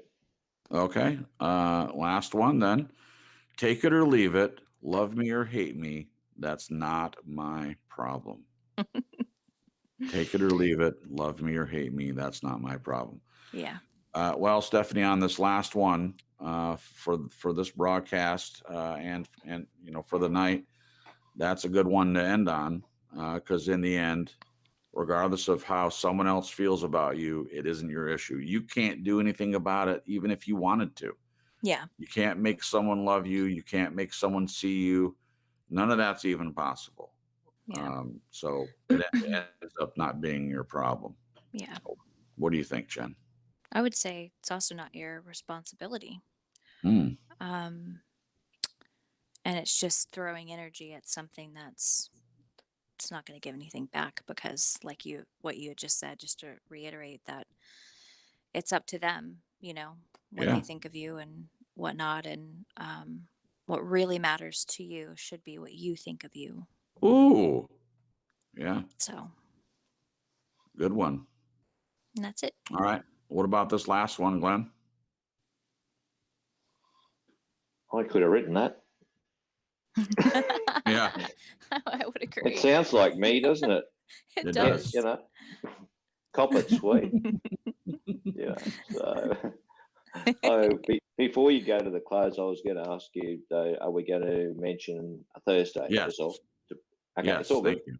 Yep. So we're thinking about, we have loved the way that these past few broadcasts have laid out. This is what I wanted True Story Live to be. I'm not trying to be redundant, but that's the true stories from people. And this is a true story from Stephanie. And I've just been delighted in the way that this has worked out, and being able to look at something that someone else wrote about themselves, and to watch the growth and the change and all that. So there's several things wrapped all up into one that really are awesome. And I really appreciate this. What we would like is for people to do the same, to use this as an example. Tell us your story. If you can get to the point where you feel courageous enough, like Stephanie has done. If you're at the point where you're not, it's okay. It can be anonymous. We do not have to mention who you are until you're at the point where, if ever, that you want to. So Glenn brought up the idea of having a short broadcast on Thursday, and anyone that wants to come can come. And we want to put it out there for you guys, that anybody's interested in coming forward and telling us a few things about you, some things that we could talk about on the broadcast. We would be greatly appreciative. So are we thinking like 9 p.m. Eastern, the same time that we normally do the show? Does that sound okay to everybody? Sounds good to me. Yeah, no worries here. Okay. So definitely join us. We don't normally do it on Thursday, but definitely join us on Thursday. And we'll just throw a couple ideas out there, and we'll see if you guys have any ideas, or if anybody just wants to raise their hand and say, I'd like to talk to you guys about some stuff that I've been going through, or tell your story. That's what we're here for, and that's what we'd love to do. So join us on Thursday, 9 p.m. Eastern Standard Time, and we'll see what we can come up with. So we appreciate it. We'll also add a few of our ideas and thoughts into a little write-up, and would appreciate some comments, even if you don't want to come up with your own right. ideas or show suggestions. We'd certainly appreciate you commenting on what we have got on our list. There you go. Cool. Yep. Perfect. Thank you. All right. So thanks for listening. For the next few weeks, our direction is topics relating to our shows over the last 2 months. Contentment, intimacy, need, control, red flags are to name but a few. A quote to complete this series, one of my now favorites. We are travelers on a cosmic journey, stardust swirling and dancing in eddies and whirlpools of infinity. Life is eternal. We have stopped for a moment to encounter each other, to meet, to love, to share. This is a precious moment. It's a little parenthesis in eternity. I'm not even going to try to pronounce it. I think it's Paulo Coelho, the alchemist. Paulo Coelho. Paulo Coelho. I totally butchered it. Paulo Coelho. I won't get you to start speaking Japanese, Crips. Ooh. I'm willing to try it. I took Italian and Spanish in college. A little French too? I did take French, and that was high school though. Yeah. I took French in high school. And with all those 3 languages that I took, I if I'm ever in any of those countries, I can basically find my way around and ask how Monique is doing. And where your pants are. Yeah, where are my pantaloons? Los pantalones. That's right. La biblioteca. La policía. We can find out what the library is. El gato. El gato de la porta. The cat is at the door. That's what that was. Oh, that's awesome. That is awesome. All right, guys, we went a little bit over time. Apologize for that, but I hope everyone has enjoyed the broadcast. We enjoyed it as usual. Thanks again to Stephanie for being open and willing to share her story with us. Just our muse. Yep. And we appreciate everyone in the chat who has taken the time to have these conversations with us, especially on Valentine's Day, when you could be, I don't know, eating those little candy hearts or looking at all the little cards that you got in your little red envelope. So we'll be back again next week. And again, if you have any other suggestions or comments or topics that you'd like to talk about, send me an email to truestorylive.crips@gmail.com. If you have anything you want to pass along to Jen or Glenn, let me know that, and I will make sure to forward that to them. If you're listening to playback, thank you for listening. And same with you guys. If you have any comments or questions, just send me an email, and we will respond to each email that we receive. If you haven't already, please like. If you haven't subscribed, please do that as well, and hit the bell so you can get any notifications of when we might be doing a broadcast. Reminder again, we'll be doing a broadcast this Thursday night, 9 p.m. Eastern Standard Time. We'd love it if you guys could come by. And that's it for us for tonight, guys. Thanks again for listening, and have a great rest of your day. Well, it's only a couple more minutes before the top of the hour, at least here. Some of you in other time zones will have a little bit more time, but enjoy the rest of your day and have a great week. And we'll see you Thursday, 9 p.m. All right. Until then, good night and God bless. Thanks for listening.